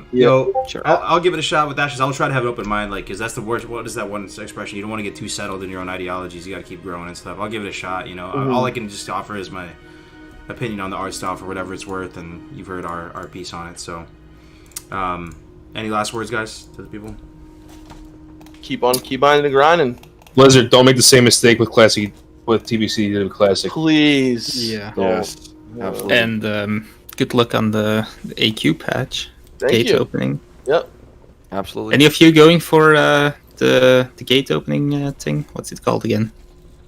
Oh, you're going for the opening event? What do you mean? Yeah, I mean like ringing the gong stuff. Is any of you going for the title? Being the no. the We're not going for Sierra. no. Oh, we have I'm someone not in the going for guild. shipper, yeah. We have someone in the guild who's the scepter indeed, who's gonna try. Yeah, So our we'll server see. it's not possible, really. We're lucky Onslaught is on our server. That's all I gotta say. Yeah. Except for the shifting stands. I think we might have a shot. I think we'll see. Really? Yeah, maybe. Well, Alright. I had a lot of fun today, guys. Thank you so much. This was episode number 50. It's crazy, isn't it? It is. Yeah. Yeah. Hamster Right. again. We were like, thank you so much, brother. It was No fucking problem. awesome man. having It's you. been an absolute pleasure hanging out with you guys. So thanks again for having me on. Dude. Always a It's pleasure. nice, dude. man. Franklin. Always a fucking pleasure. So I got to reach out to Willie. Someone said on Twitter that he'd be interested in coming on. We should have him on next. Oh, time. nice. That'd be awesome. It'd be sick. Yo, where can the people Yeah. find you, Hamster Will and Dunedain? For everybody, shout out all your channels and stuff too. I mean, in case by some miracle there people don't know already where to find you guys. Shall I go first? Okay. Yeah, go ahead, Hamster. Just go. Just look up hamster wheel on YouTube. I'm sure you're gonna find some videos of actual hamsters in a hamster wheel. But just click on the channel with WoW like nerdy shit, and that's me. So there you go. You can find me there. I do have a Twitter and Facebook, but I barely ever do stuff with that. So just check me out on YouTube. I typed in hamster wheel, and you're the first thing that popped up. So. Yeah, there you go. You're Okay, more popular awesome. than an actual hamster in a hamster wheel, Nice. dude. I finally moved up over those stupid hamster videos. Steven Dane, how about you? You still streaming and all too? Not lately, but I might do it again in the future. So yeah, this is the Discord. I will link it in the chat. It's mainly the guild Discord, but if anything from YouTube, I will link that as well, or from Twitch shows up, then I will post it on the Discord as well. Oh, nice.